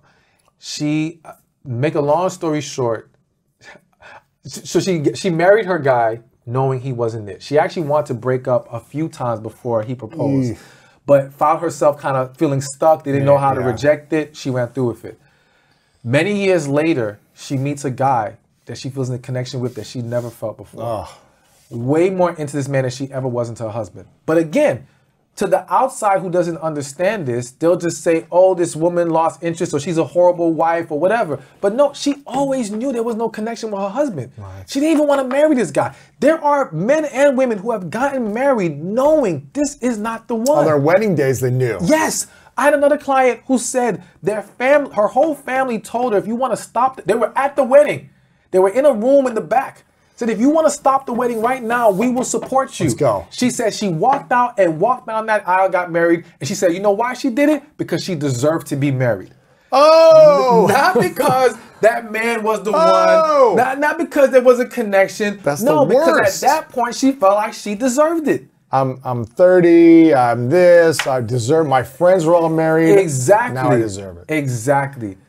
And now, she can It acknowledge makes me that right sick. now. That would make me sick if I was that guy, and if I loved this woman very much, and I was giving my life to this woman, and she, in her heart, behind the scenes, 15 minutes before walking out, everyone's saying, walk away, we know this isn't the right for you, you know it's not right for you, and she goes, you know what, I deserve to be married, so I'm gonna do it anyways, even if it's not right. That's like so painful for the man, I feel like, too. Yeah, it's more painful being in a relationship where someone doesn't want to be with you than them breaking up with you, in my opinion. Yeah, yeah. I don't know. I mean, then you're living a lie as married. You're like, okay, this person really doesn't want to be with me for me. It's more hurtful because you're trapped in a situation where you're never going to get what you deserve and need. Oh man. So at least if they break up with you, the breakup hurts, but you've been set free. Free. And now you can get what you deserve. Free. But to stay there and they don't really want to be with you, and if they don't really want to be with you, they're not going to pour into you the way that you need. You're never going to have happiness and peace. So absolutely, it's much worse to be in that situation than to be broken up with. But I would say that a lot of men don't even realize what's going on in these situations. And what men have to realize is, listen, like I would argue in that scenario, he's not really in love with her. He's infatuated with her. That's why he's willing to put up with things and tolerate things that he doesn't want to do. Exactly. To have this idea of her. Exactly. He's infatuated. He's attached. Interesting. And so he views it as love, you know, and I'm not saying no situation is ever real love, but a lot of people get love mixed up, you know, and again, to me, real love is a two-way thing. All right. And if we really love each other, then, well, I was going to say, we really love each other, we'd be able and willing to pour into each other. But unfortunately, this is where lack of healing comes in, because that's what, like, there's some situations where two people can have a connection, can truly be in love. But if there's a lack of healing, it can still get thrown off. There's a lot of people who met their connection, but it did not happen because of fear. It did not happen because of a lack of healing. It did not happen because this was foreign to them. This was scary to them. It's very overwhelming to meet that person you have a connection with. It pulls out all your insecurities. Ooh. It makes you vulnerable in a way that you've never been vulnerable. And that is a lot. And so people will now run from their connection and go be with the person they're not really in love with because it's safer there. Why? If you find someone with this connection, this is a great match, would you sabotage it over and over again to go find someone who's not a match? Why do people do this? Because, so there's a few things to consider. One, the person you have a connection with has the power to hurt you like nobody else. Oh my gosh. So if your perspective, let's say you're a woman and you perceive all men as they're gonna hurt you, they're gonna do you wrong, right? They're gonna lie, they're gonna cheat, they can't be trusted. So now I'm faced with guy A, who is Mr. Perfect. He does everything right, and I have an amazing connection with him. He pours into me love, Yes. support, everything. Okay? And there's a connection there. But then I have guy B, where it's not a connection there, but over here, I feel like I have one more value, all right?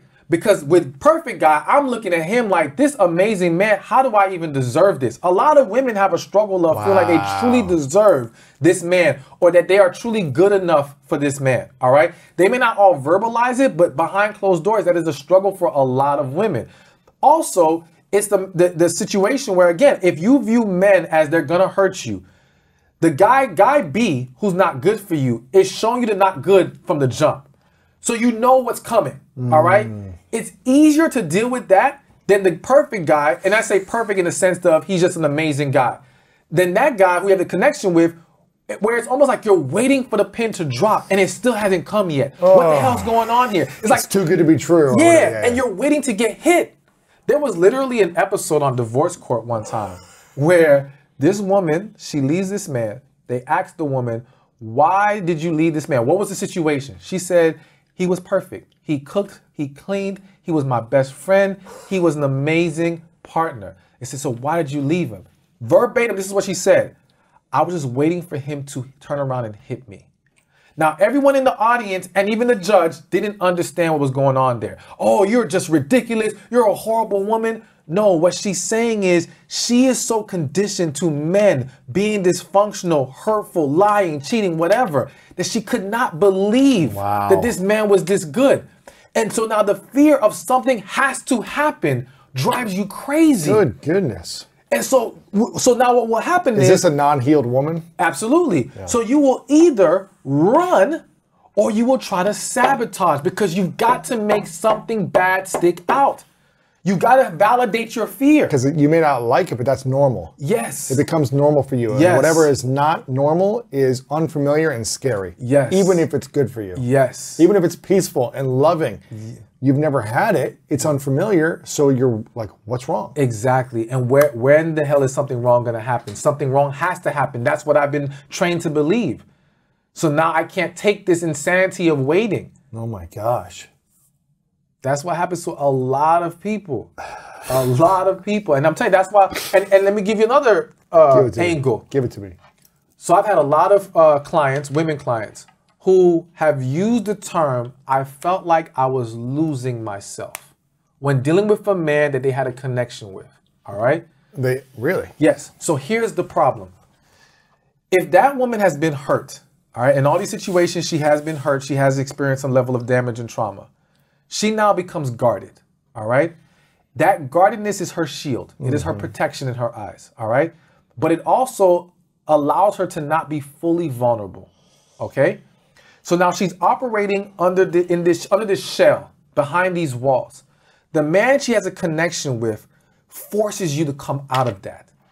So now you feel like you're losing yourself, but you're not losing yourself. You're losing who you've conditioned yourself to believe you are, my goodness, out of the need for protection. Even though it wasn't really protecting you, it was hurting you even more the whole time. All right? So now... You're losing that ego part of yourself. Yes. The masks, and the the safety of the garden, the safety of the walls. Wow. You're not allowed to have those walls in a relationship that you have a connection. It demands greater of you. But the dysfunctional guy, the no good guy, the loser, does not demand that of you. Wow. So you can continue to operate behind your walls, giving 3/4, half of your heart, all right, and validate it because you're with a guy who's beneath you, so to speak, who you're not really in love with. You're more in control of the situation. You have emotional control with this guy. You feel like your emotions are all over the damn place with the other guy. And you can't deal with that. It's nerve-wracking.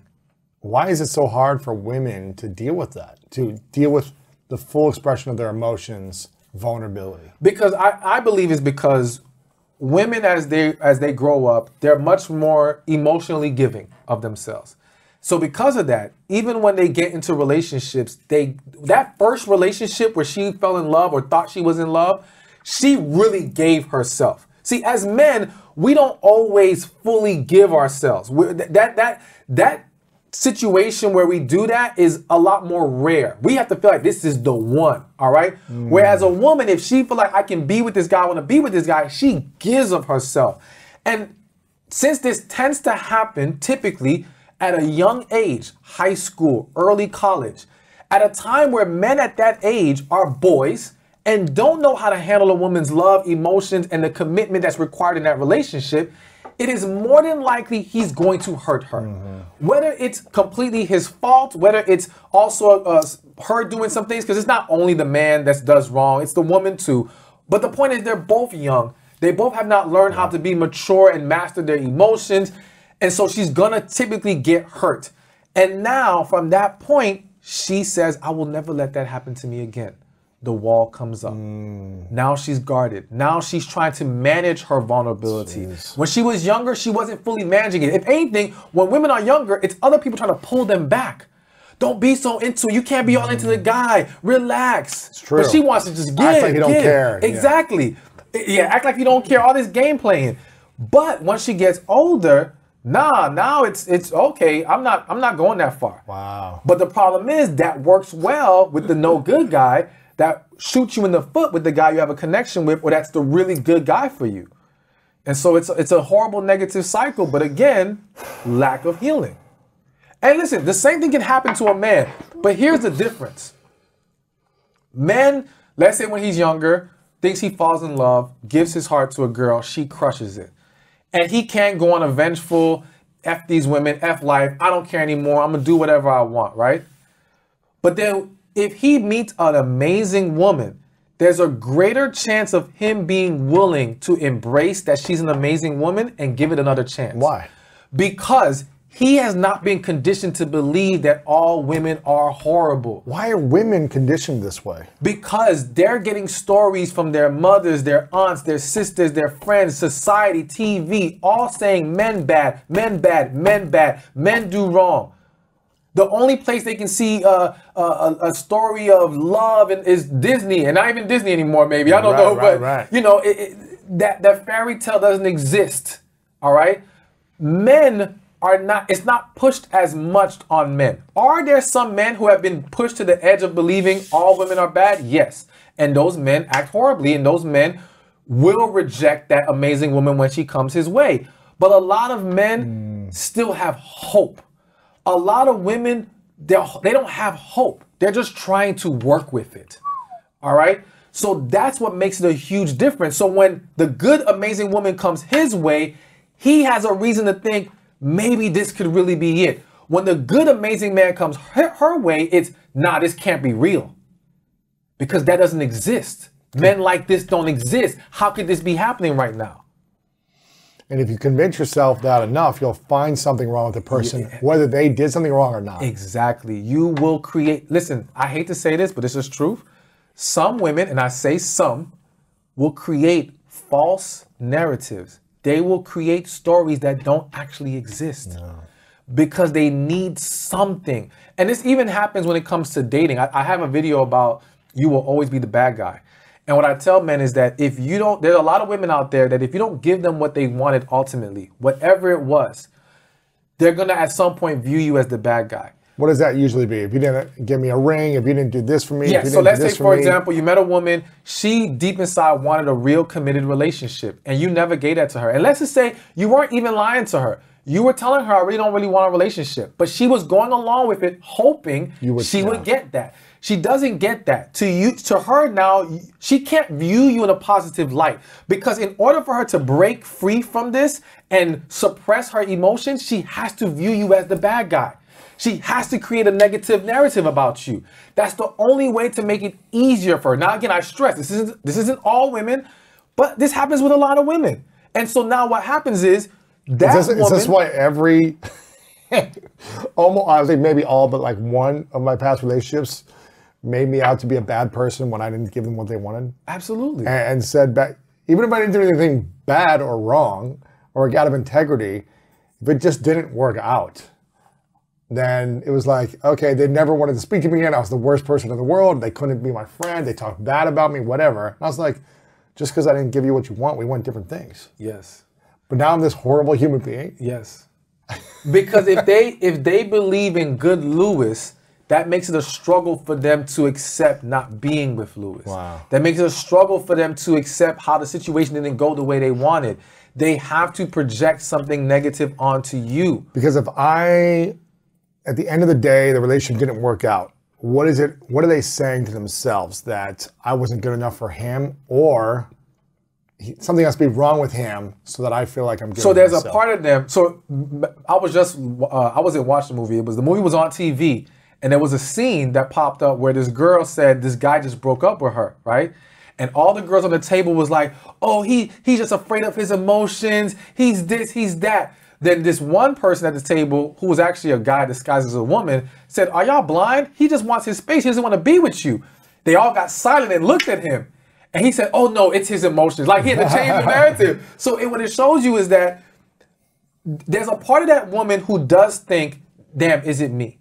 Am I not good enough? What's wrong with me? Mm-hmm. In order to fight that, she has to now come with the other side. No, it's him. He has the issues. He's wrong. That's the way to fight that. Now, in my opinion, we have to learn, and I would encourage people, listen, it cannot be about you and they're not a bad guy. You see what I'm saying? Like, it doesn't have to be either or. We can understand that we just weren't the right match. Right. We weren't the right fit. That's it. That's all it is to it. It doesn't mean you're not good enough as a woman. You can be an amazing, great woman. But we weren't the right match. Exactly. We didn't have the connection. Exactly. She wasn't for you. You weren't for her. That's it. If we can learn to accept that, we don't have to hold on to any negative narrative about the person. Yeah. But guess what? Again, and I have to say, there are men who do this too. Sure, of course. It's the same way, like when some man will try to approach the woman, she rejects him and immediately, oh, you this, you that. You know, he goes off on her because now I have to make you into a bad person because you didn't give me what I wanted. Yeah. Because it makes it easier for me to accept the outcome of this. It's funny you're saying this. There's something you mentioned earlier about how when a good man shows up, sometimes, not all the time, but sometimes a woman says like, this is too good to be true, or when's something bad gonna happen? I remember I was in a relationship about a decade ago. I think it was 9 to 10 years ago. The relationship was going amazing for the first 3, 4, maybe 5 months. I mean, it was like, I felt connection, chemistry, compatibility. I felt all those things. Whether I had them all or not is irrelevant. Mm-hmm. But there was one night that she thought I was doing something wrong that I wasn't doing. She made something up, was so convinced that I did something that I didn't do. Mm-hmm. No matter what I said to say like, hey, I'm not doing this, it's like she couldn't believe it. She had to hold on to this belief of like, that I did this thing wrong. We go through, I'm just kind of like, what is happening now? She's angry, passive aggressive, not speaking to me for like 24 hours. I'm like, what just happened? I have no clue what happened. We were one moment, everything was fine. We're happy, connecting. The next moment, it was like she flipped and was like pushing me away and blaming me for something I didn't do.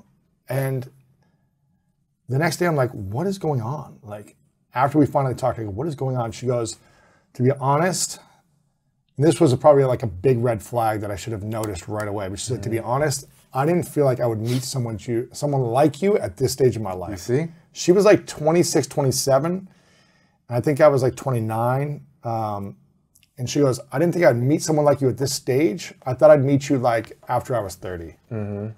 And I was like, what does that even mean? I wasn't even aware of that. But really what I'm hearing now is like, I didn't even know this was possible, you know? And it's way more common than you think. Or if I was ready for someone who was like healthier version, because she had a lot of stuff that she hadn't healed yet from stuff, I won't get into it, and I don't think she was ready for love and someone who was just like, I'm here to love you.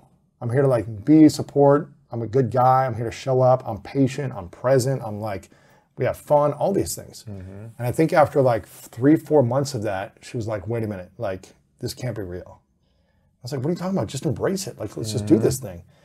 And it ended up being another 6-7 months of like up and down, chaos, stress, love, resistance, to eventually where it just kind of drove me mad. Where I was like, I can't do this anymore. You know, we had this thing, and then you weren't willing to like continue on with it, and now I'm trying to stay in this thing longer and make it work, and it's not working, and it ended up not working. So why is that so? I mean, is that women under 30s, over 30s? Is that all ages? Is that, what is that? No, I think it just depends on the experience of the woman, what she's been through, the household she's been brought up in, if she's been hurt before. Because, you know, granted, I do, if I'm gonna be honest, I do think that as the woman gets older, the chances of her having these issues or struggles becomes greater because she's been through more. Chances are, you know, you're past 30, you may have been through a couple of relationships. You may have been through a few minutes you really liked and now that hurts you. Whereas if you're 22, 23, there's less of a chance. You see, it can still happen, but there's just less of a chance. So that's the what can change there, you know? But I have to say, man, it's so much more common than people realize. I have so many stories from men clients and even friends and associates who've all experienced this, that all of a sudden, the woman saying, I can't do this. Like everything going perfect and saying things like, you're too perfect. Saying things like you said, I didn't think I was gonna meet you right now. I had a client who went through a whole long scenario with a woman, and she said that to him. She said, I did not expect to meet you at this point in my life. Then why are you with this person? Why are you dating this person? Because again, she came into it saying, good looking guy, I like this guy. She didn't know she was gonna feel this way. She didn't know it was gonna be like this. And she thought you'd probably be like any other guy who was gonna, you know, do stupid stuff and piss her off. But the more and more you show that you were an amazing man, it's like, wait, hold up, what's going on here? Why even go on dates if you're not looking for that connection? If you're not looking for that greatest version of someone that you could partner with? Because again, a lot of people don't even believe it exists. Or a lot of people are not aware of it. And a lot of people just want companionship. And to rationalize to yourself that I should only entertain them if I can find a connection can be discouraging because you feel like, dang, connection is hard as hell to find. So if that's the only purpose of me going out, then it becomes more stressful. I just want to go out and have fun. I just want to enjoy myself. And that's normal, I think, for both sides. We want to enjoy life. We want to meet people. It doesn't mean they don't deep inside want that. But again, I would argue that depending on where they are and what they understand, their emotional awareness, they may not truly be ready for that. You know, and if you haven't healed, chances are you're not ready for it. Let's talk about expectations. What type of expectations does someone have going into a relationship of their partner? Should they have the highest level of expectations? Should they have low expectations? What should we have? So I don't believe in expectations at all. Having them? Having them at all. Because I believe expectation kills appreciation. All right? So I don't expect, and maybe maybe this is semantics, but I don't expect. I simply set the standard of what I desire, and you either meet the standard or you don't. You see what I'm saying? So how's that, and so how's that look? If you meet the standard, I appreciate your efforts. So how would that conversation look like? It's just simply expressing what we need. Like, I'm a believer in we got to learn to get things on the table quickly. So I'm going to ask that person, what do you need in the relationship? What's going to make you happy? What are you hoping to receive from me? All right. And granted, again, it could be semantics. Maybe we could call that still expectations, right? But to me, it's about the mindset of it. Yeah. All right. When it's viewed as an expectation, is well, you're supposed to do this, and when you're supposed to do this, why would I appreciate what you're supposed to do? Why would I give you credit for what you're supposed to do? Wow. I will not. But when it's something that I desire, and you're willing to fulfill that, I can appreciate that. I gave you my needs, and you met them. You see, so the mindset is different. And that's why I don't like to look at it as expectations. I don't think anyone should. It's just, this is what I need. And I'm going to ask you, what do you need from me? And as I'm willing to fulfill if those desires I am willing to fulfill, then you will have that. But I still expect appreciation in return. And when you don't show me you appreciate it, that's a problem. And what happens if someone says, well, here's all my desires. I want this, this, this, this, and this, and the list goes on and on and on. And you can't fulfill those desires. We're not a good match.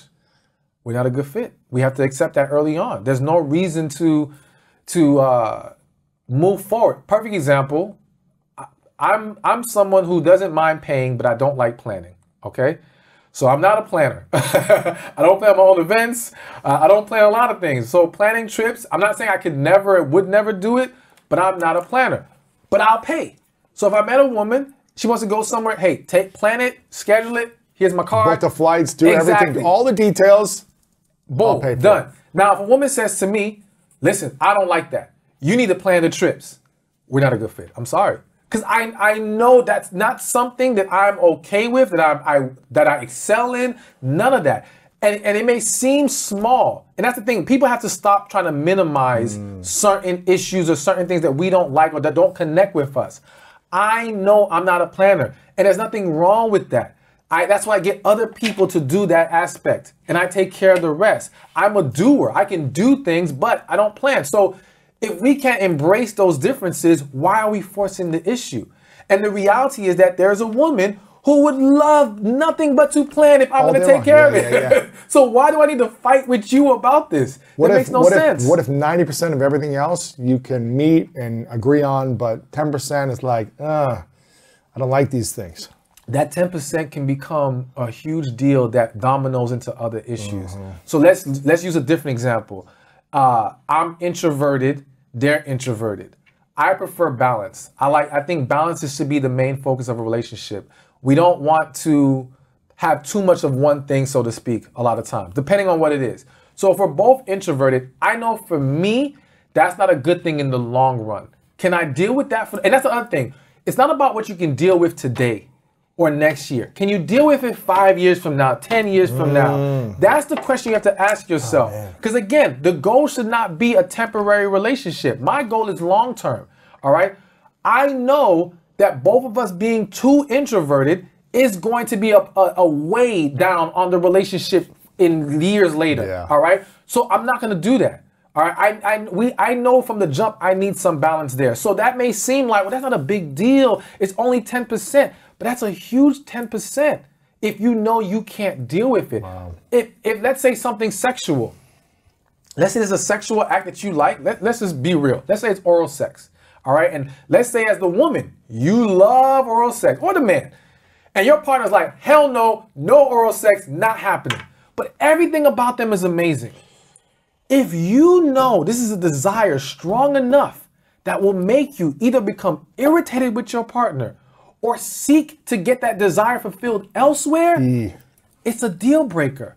Why force it? It may seem small, but it's small enough to become, it's big enough to become a bigger issue later. What about in some religious instances that might say, you know what, just suppress those desires, like those aren't desires that need to be fulfilled, like focus on these things, focus on, you know, the connection and other stuff, but don't focus on those desires. Suppress them. They're not healthy. They're not good for you.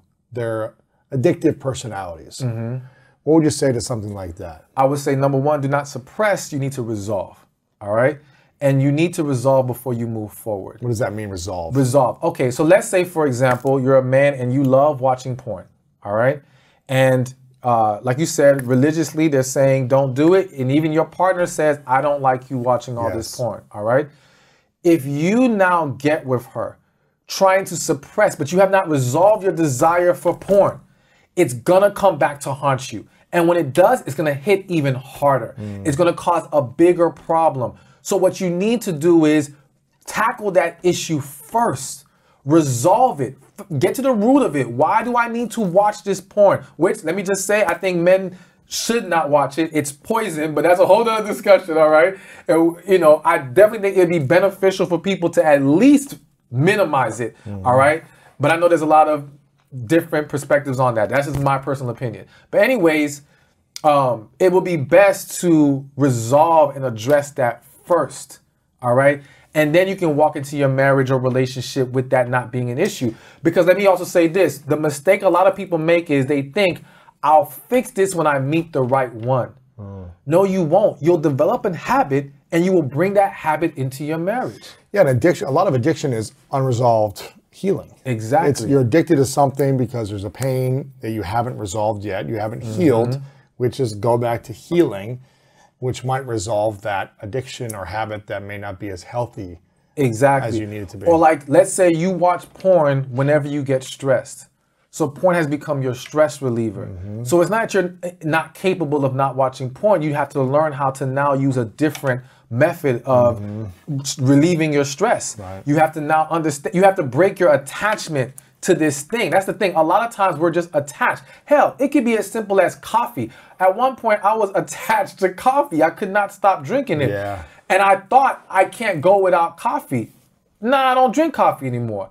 Because I recognize the downfalls it had, and I don't want to be attached to anything like that. Anything that can have that much power over you is a problem. So for me, it was a personal decision to resolve. It wasn't a relationship issue or anything like that. But the point is, we sometimes look at these things and try to validate it as, well, it's just coffee. It's just porn. It's no big deal. But it can become a big deal in various ways. So here's a question that a lot of women might ask you. Stefan, you're not in a relationship. This all sounds great in theory. This all sounds great when there's no stress and you don't feel love and connection and years of in a relationship and children and sharing money together and the messiness of a relationship. It's nice for you to say these things from the sidelines in peace and calm and, analyzing this. Why should we trust and respect your opinion when you're not in a long-term committed relationship? Okay. But for the women leaving comments like that, how would you respond? So number one, being in a relationship does not determine the wisdom or knowledge of relationships, all right? Because if it did, then more people who are in one could give you wise counsel, and they cannot, all right? So it's kind of like great basketball, football coaches. A lot of them weren't great players. It's like they can coach, but they weren't a player. Exactly, because we have to understand that at the foundation of relationships is understanding men and women and how the two can coexist in a romantic, committed, long-term environment, all right? So you have to understand people first. A lot of people don't know how to make a relationship work because they don't understand people. They don't understand men, women, or they don't understand their woman and their man, all right? So we'll start there. Number two, I don't require or expect anyone to listen to me. I always tell people, pray about it, trust your intuition. If this resonates with you, take it, or take what resonates and leave what doesn't. I have to speak the truth that needs to be spoken. I have to walk in what I know is my purpose, all right? Whether you connect with that or see that, that's on you. I'm not here to convince anyone, all right? I will say that I don't think I could have gotten this far unless what I was saying had truth to it. I don't think I could be this successful without being able to have helped, or the fact that I have helped so many people is why I've gotten to this point. But I think for the individual, also understanding that I'm practicing what I preach, whether you realize it or not. Because you're not in an unhealthy relationship. Exactly. You're waiting. I'm waiting, and I'm waiting for the connection. I'm waiting to make sure that it's going to be in alignment with my purpose. I'm making sure that I'm preparing along the way. I'm still learning, growing, getting better. I'm doing the things I tell everybody else to do. So I'm not going against my message. It's just that we have to understand relationship isn't, oh, well, you have a certain amount of knowledge, relationship tomorrow. I can have it tomorrow. I can have it tonight if I want it. But the point is not to just get in a relationship, it's to be in the right one. And for me, more importantly, the one that God wants me to be in. And that requires patience, process. You know what I'm saying? And just a willingness to sacrifice in the meantime. It ain't easy, but you got to do it if you want what's best. And the reality is that that's how it goes in most aspects of life when you want to be successful. There's a patience, there's a process, and there's a sacrifice. If it's you getting in shape, your body doesn't become what you want it to be tomorrow. Trust me, I know, I've been at it for a while. Okay? I'm still working. If you want to be successful, most successful people have a period of struggle. All right? People just don't see the struggle. All right, but those individuals who think you just jump because you're this person, you're supposed to have a relationship, but you're supposed to have success. No, there's work that is required. Absolutely. So to me, I believe that I'm practicing what I preach. I'm consistent with my message. It's just that, it hasn't materialized into a relationship yet. And the last point I'll make is this. I do feel that I'm held to a higher standard. Right. Reason being is because if I'm going to be a speaker in this area, I cannot come with some half relationship. No. I cannot come with something that does not represent the message, that does not glorify God, that does not inspire people. All right. I do not want to be another relationship that makes you feel like there are no good relationships or all this is phony. I want this to be not just real and genuine in me saying it. I want you to feel the energy and spirit of my relationship when I'm in it. So that kind of standard is going to require a lot more work to get. Right. Because I always say most relationships start because people overlook the red flags. I can't overlook a red flag. So it's going to take a lot more picky and choosy. Yes. And yes. Wow. I've got a couple final questions for you. This has been powerful, but I want people to get one of your most popular books, Love After Heartbreak. They can get it at, where can they go to get that book? Stefanspeaksshop.com, or they can go on Amazon, iTunes, and it will soon be available on Audible as well. Ooh, you're going to read it? Yeah. Ooh, all right. Stefanspeaksshop.com. Love After Heartbreak. You've got a bunch of books. Yeah, I got a lot of books about relationships on different stages of relationships that you're in. Yes. So whatever you're going through, go to Stefanspeaksshop.com. Check out that book. If you have gone through a heartbreak, you're single trying to find the next person. Or even if you don't think you have anything to heal from, go read it because you probably still do have something to heal from. Yeah, it's true. And this one's all about how to heal. You talk more about the process of healing, the steps. Exactly. You go into that. And healing from anything, not just relationship hurt, parents, anything from our childhood, family members, friends, any kind of hurt. Yes. Make sure you guys go check that out. Also, you're on YouTube. Stefan Speaks on YouTube. Yeah. Awesome YouTube channel. Facebook's got a massive, Instagram, massive channel in all these places. Check you out over there. 3 final questions. One is, what are a few ways to know that your partner truly loves you? All right. So way number 1 is to evaluate if you truly love them. Because I find that people are so busy trying to analyze the other person and not looking at themselves in the mirror. And so if you are not truly in love with your partner, they're not truly in love with you. True love is a 2-way experience, not 1-way. So if you know, for example, you're only with him because he treats you better than the rest, but it's not really there, all right? Then trust and believe he's not in love with you, all right? Same way if you're a man and you're only with her because the family likes her, she's beautiful, she's all these great things, but it's not really there, then she's not in love with you. It doesn't work that way. So if you want to figure out there's real love, figure out that real love exists within you first. If you love that person exactly. first. And then and when you can say your love is real, then yes, I do believe that you will then be able to discover that their love is real as well. But understand this, love can be real, but again, a lack of healing and fear can get in the way. Absolutely. And so there are people who truly loved you and ran from you. Love is not enough. Love is not enough. That is something where a lot of people say love is all you need. Love is not all you need. You need someone who's not going to scream at you. You need someone who is going to work on themselves and heal. You need someone who's willing to both meet each other's needs. Like a lot of things need to happen for it to be enough. Yeah. Because love is not enough. Is that right? Yes. So you got to ask yourself if your love is real for that person first to know if they truly love you. Yes. What else would you say there? Second thing is, are they willing to embrace all your needs and desires?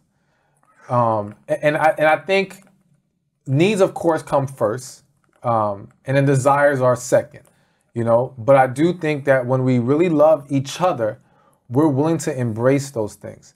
And again, that's why it's important to understand it's a 2-way thing. Because why are you worrying about them being willing to embrace your needs and desires if you're not doing that for them? You have to start with you. So you have to start with, okay, am I willing to meet all of their needs and desires? I can check that box. Okay, now what are they doing for me?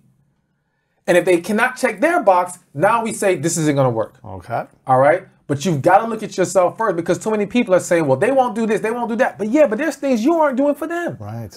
And that's not right. Right. And you might not be the right match. It doesn't mean you're bad or wrong. Exactly. Just not the good fit for each other. Exactly.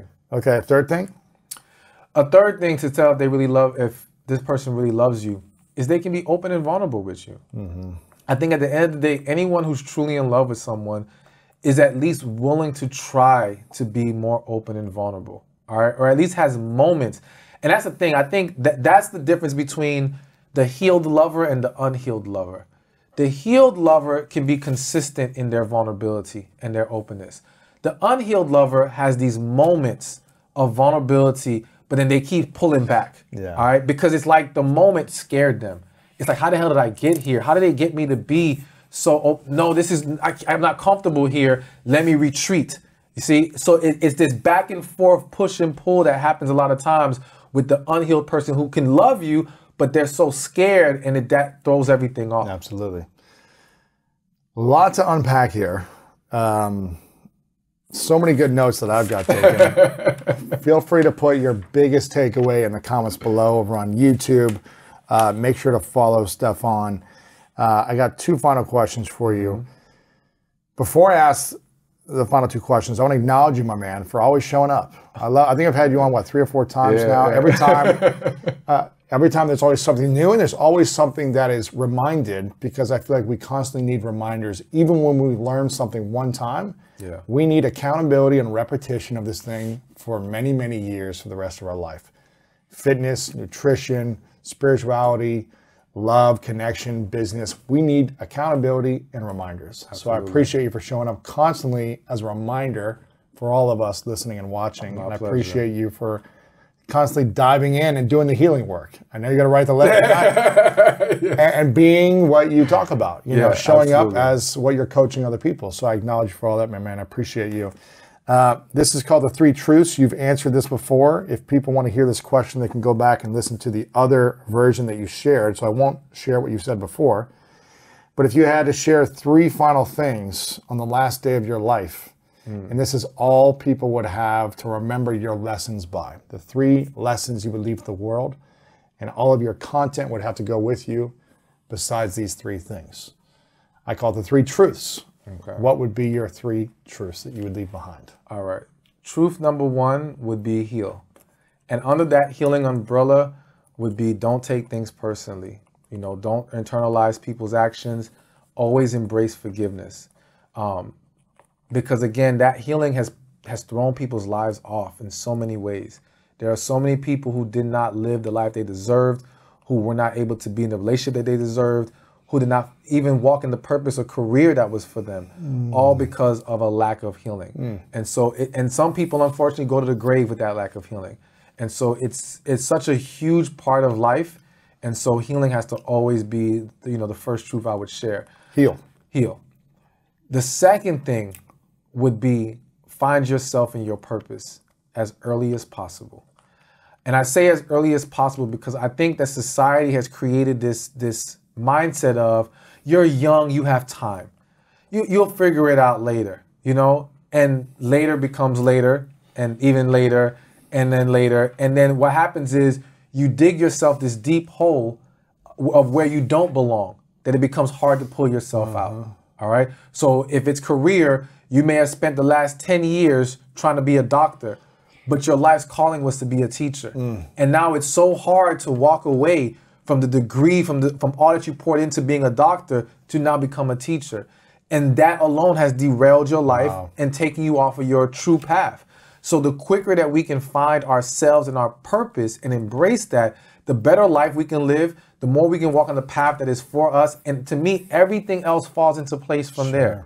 You see what I'm saying? Peace, happiness, love comes when we find ourselves and when we find our purpose. All right. Number 3. Number 3. I'm drawing a blank, but I'm going to give you a number 3. Number 3. So we said healing. We said find yourself, find your purpose. I guess I would just say love without holding back. You know, I think that holding back in life is no way to live, you know, and fighting vulnerability. Like we got to learn how to dive into vulnerability. And it doesn't mean no one's ever going to hurt us, but we take it for what it is. because hurt is an inevitable part of life. We cannot escape that. And the crazy part is you fight so hard to escape it, you dive deeper into it from a different angle. It's true. All right? So you're going against a force you can't escape. So instead of being able to enjoy your life in the process, you have to still deal with being hurt and you don't get to enjoy your life. Right. You know, it's almost like, would you rather have $1 million, but you're going to go broke in a year, or to just stay broke for the next 10 years and never have a chance at $1 million? Just give me the $1 million for the year. At least let me experience it. Let me have that full experience in life. So I think with love to your fullest, and love your family to your fullest, love your partner to your fullest. Just give your whole heart. And again, don't try to stop it from being hurt. Learn how to handle the hurt that will come our way. Learn how to learn from these experiences. You know what I'm saying? Yes, have your safeguards, because I guess there's some instances that can really like throw everything off. But you can be safe and still be vulnerable and still give with your whole heart. Absolutely. So I think that would be the third thing. Because again, so many people are just not experiencing love and relationships and life at its fullest because they keep holding back so much. Beautiful truths. If you want to see what he shared in the previous episode, make sure to check it out. We'll link on that one below of his previous 3 truths. I think they might surprise you. Final question. What's your definition of greatness? Living life to your fullest, like really just, and I'm not gonna lie, that's preaching to myself, because even I've had to work on living life to my fullest, really embracing me. Let me share this real quick, and I think it might be important for some men to hear this. So, I especially if you're a believer, I've kind of had struggles where there's this part of me that I've kind of suppressed. The more, I don't want to say just masculine, but it kind of is, the more assertive, maybe even aggressive in some certain cases, the competitive side of me. Like I was having a struggle I was having a struggle this year where I always want more. And I'm like, and I had to question, like, what's wrong with me? Why do I want more? I'm successful, I'm doing well. Why do I have to push for higher? But I had to come to terms with the fact that that's how I'm wired. Yeah. And I can't suppress that. I love competition. I love a challenge. I'm the guy that doesn't believe in retiring. I'm going to always work for the rest of my life. I got to do something, because to me, that's living life, you know? And so it's not for the men hearing this to think that they have to be like me, but be who you are. Tap into your true self. Let it out. Don't let society tell you that you can't be the man that you are. Because I do think that we're living in a world right now that is trying to undermine a lot of men, that are trying to take masculinity off the table. And it's like, yo, if that's who you are, be it. And I do believe that tapping into that, the same way I believe for women tapping into their femininity is going to bring a higher quality of life. It's going to bring happiness. So to go back to the question of what is greatness, is living life to the fullest and living in your true self. There's nothing better than finding yourself, being it, and not giving a damn what anyone thinks. My man. You know what I'm saying? Stefan speaks. We start to say, oh man, you know what? I'm gonna be all right. I'm gonna be okay. And so often we don't do that. We're looking for other people to do the work for us that we're not doing ourselves. That's why there's always this imbalance. That's why we can never really find contentment. Why? Because it starts here.